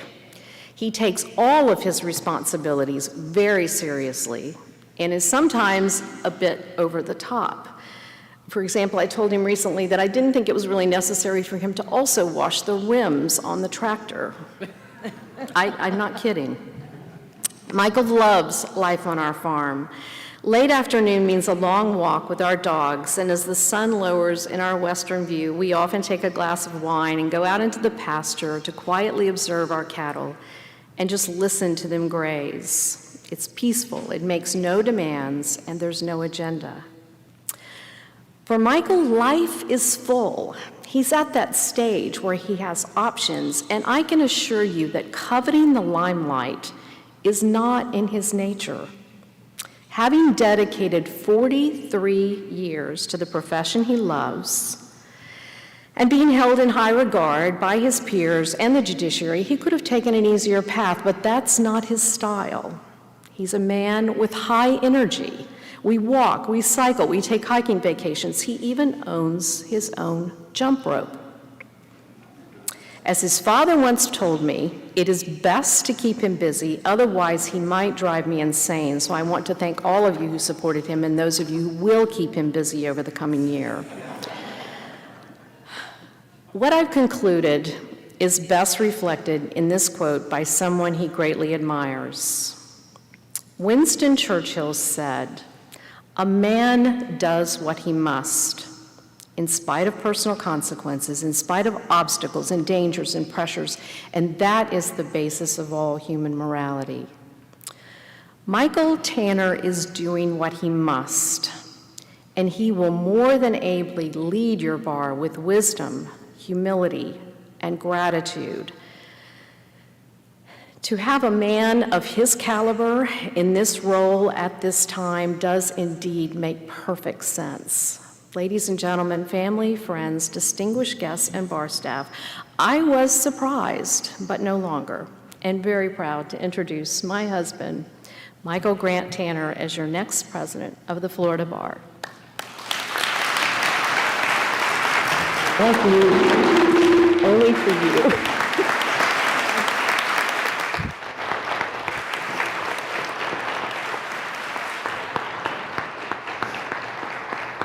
We swear in. Yeah.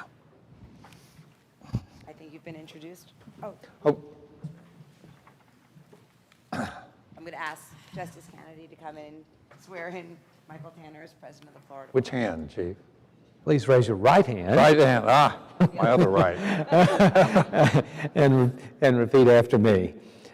I, Michael Tanner, I, Michael Tanner, do solemnly swear do solemnly swear to uphold, protect, and defend to uphold, protect, and defend the Constitution of the United States, the Constitution of the United States, the Florida Constitution, Florida Constitution, and the rules regulating the Florida Bar. and the rules regulating the Florida Bar. And I further agree And I further agree to carry out to the best of my ability all responsibilities pertaining to my office. all responsibilities pertaining to my office. So help me God. So help me God. Congratulations. Sir. God bless you. Thank you, Chief. Wonderful speech. Thank you. God bless. Love you. I love you. That was a beautiful by her. You going to be okay? No.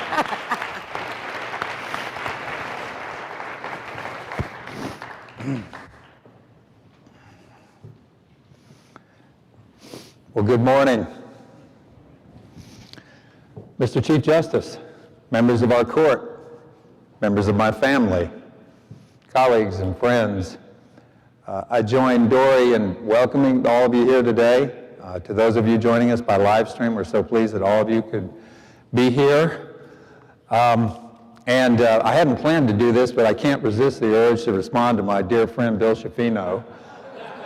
And I do get the podium last. And I think the answer to the question as to why Roz and Francine are retiring this year is that it took them 5 years to recover from the shell shock of your year. Touché. I must say that it is so good not to see all of you on a Zoom screen.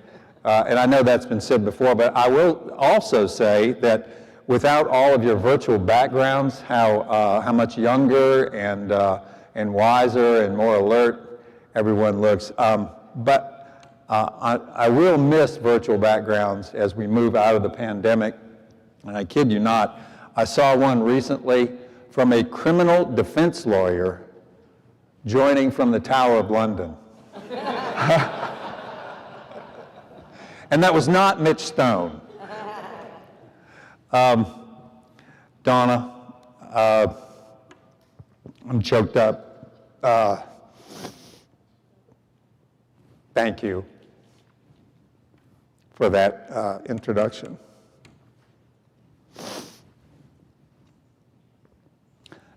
And to all of our members, I want to say what an honor it is to be your president in the upcoming year. And I will do my best to carry out the duties of this office according to the oath that you just heard me take.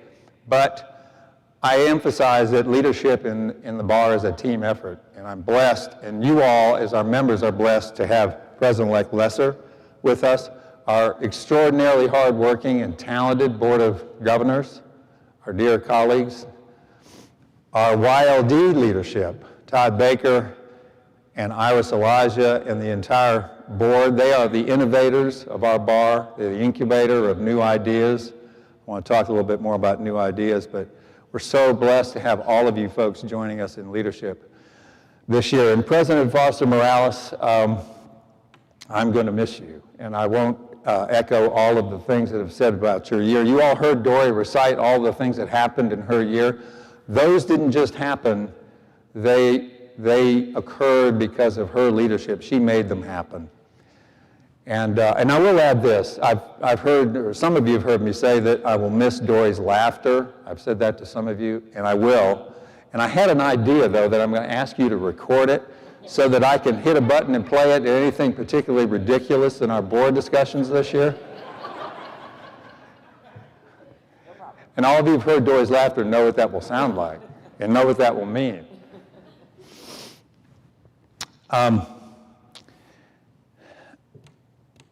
So what can we say about the past 15 months?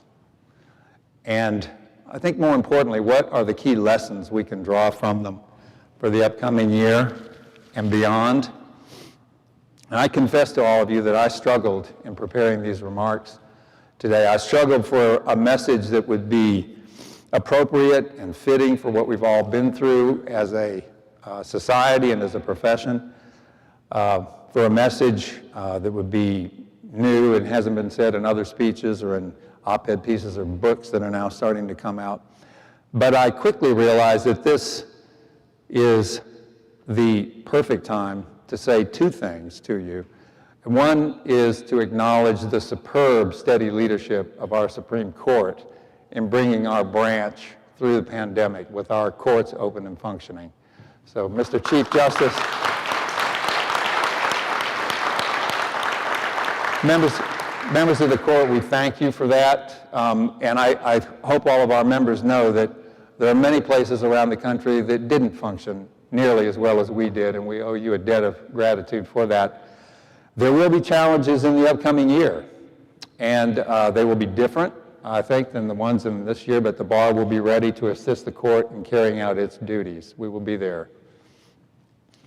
And the other message, the other thing to say that I think this is an appropriate, well, actually no better time than now to say, is that this is a time when our society has been under stress when we need a truly robust third branch of government, truly robust third branch of government.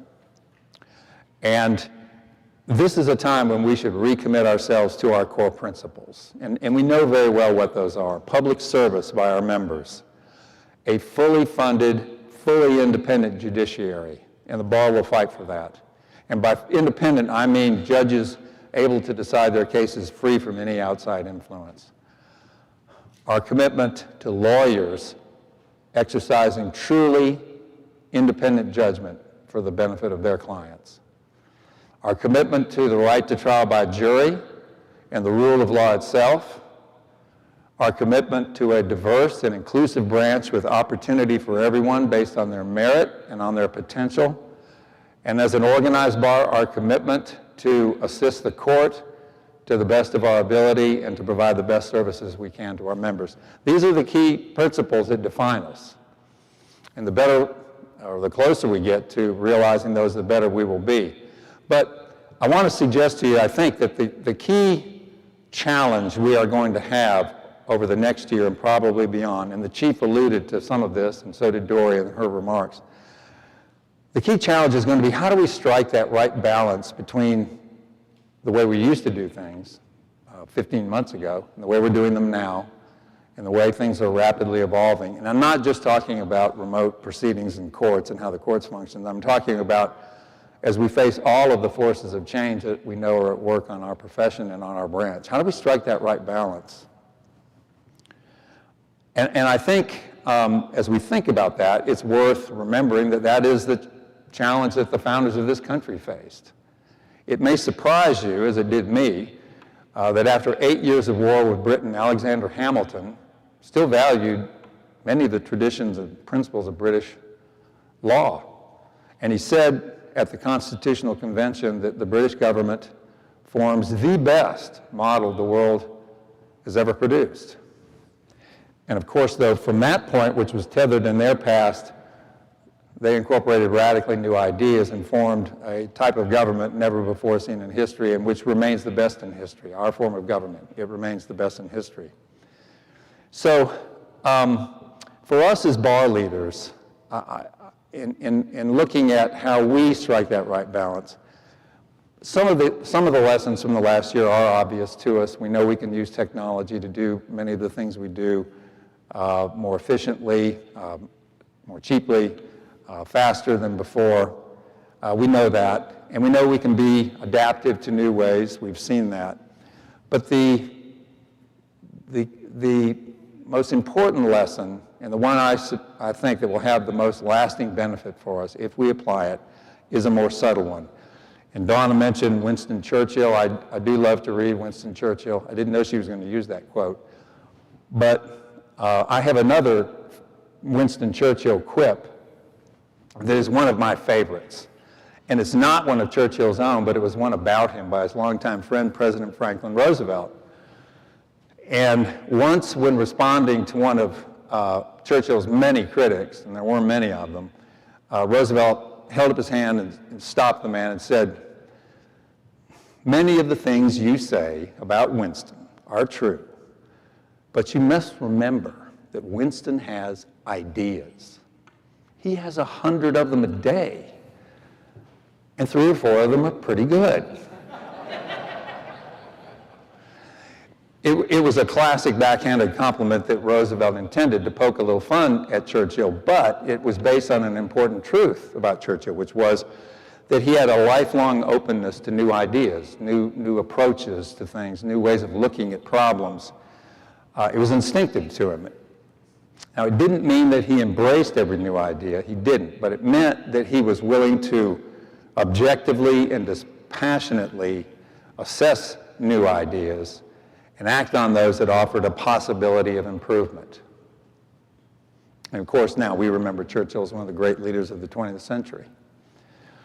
And so, as we move out of the pandemic and as we face other forces of change on our profession, the key lesson I suggest to you this morning is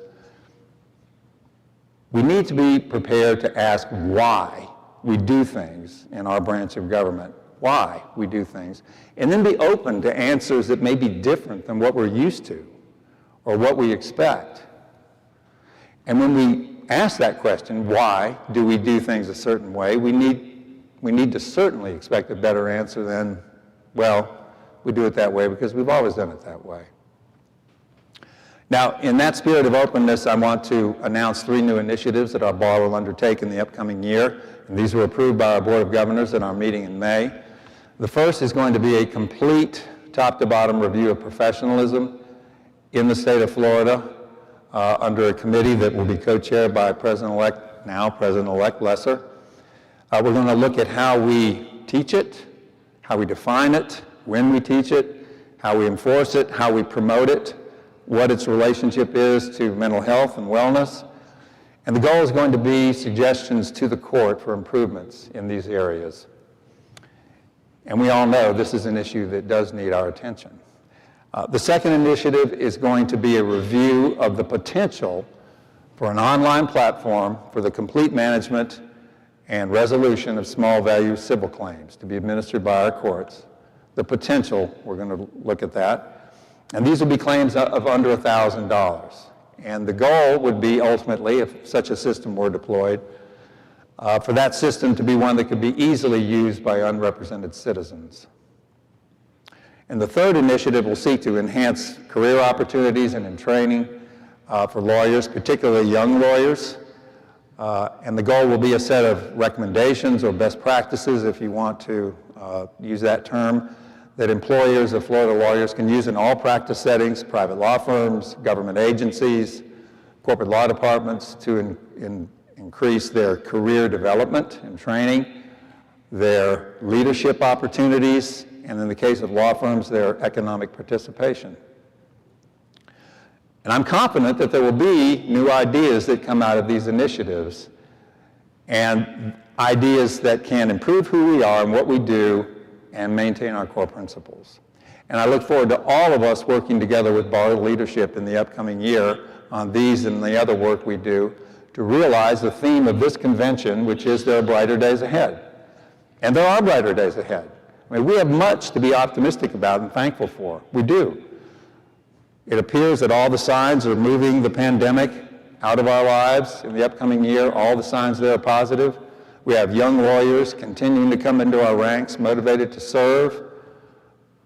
Pro bono is flourishing. Community volunteerism is still flourishing and did throughout the pandemic. We know we can be resilient beyond what we ever thought we could. All of this bodes very, very well for us as a branch and a profession and for the citizens of Florida. There is a wonderful, quaint, but evocative metaphor of the human spirit in Zora Neale Hurston's novel, Their Eyes Were Watching God, a wonderful book. And in the book, Hurston describes how some people are blessed with the capacity to always see life through the lens of optimism and opportunity. And she wrote, some people can look at a mud puddle and see an ocean filled with ships. That's the kind of spirit that I look forward to us embracing together in the upcoming year. God bless all of you and your families. God bless the United States, the state of Florida, and the Florida Bar. Thank you. Perfect. That was beautiful. Sorry, I got to hug you before you get to your wife. Really beautiful. So proud of you.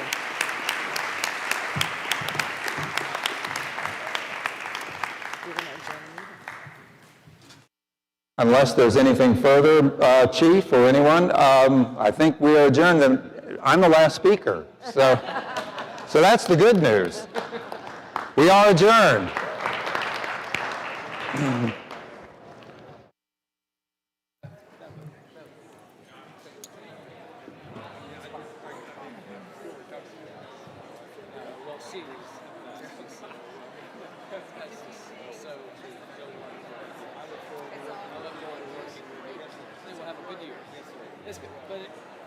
All kind of transitions are challenging. Even when you're moving in a good direction, it's still challenging.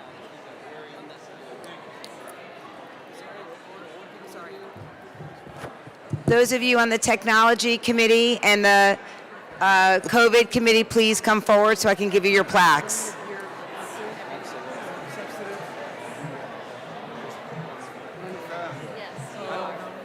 You've done such a good job. We're going to miss you, but no, I will not forget you. I will not forget you.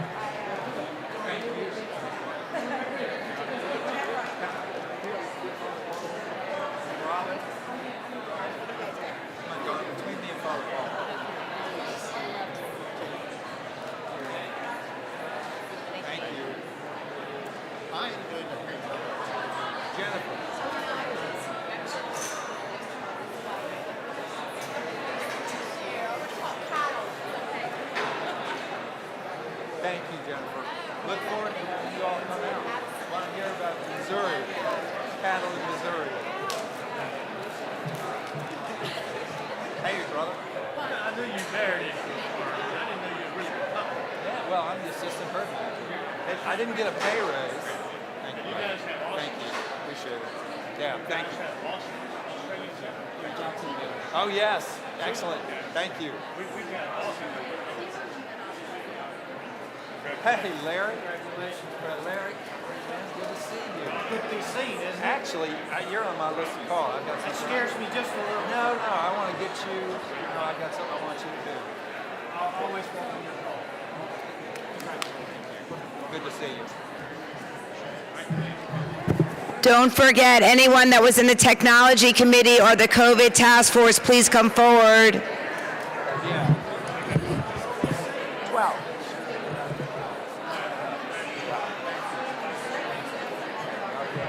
Bye, Julie. Thank you.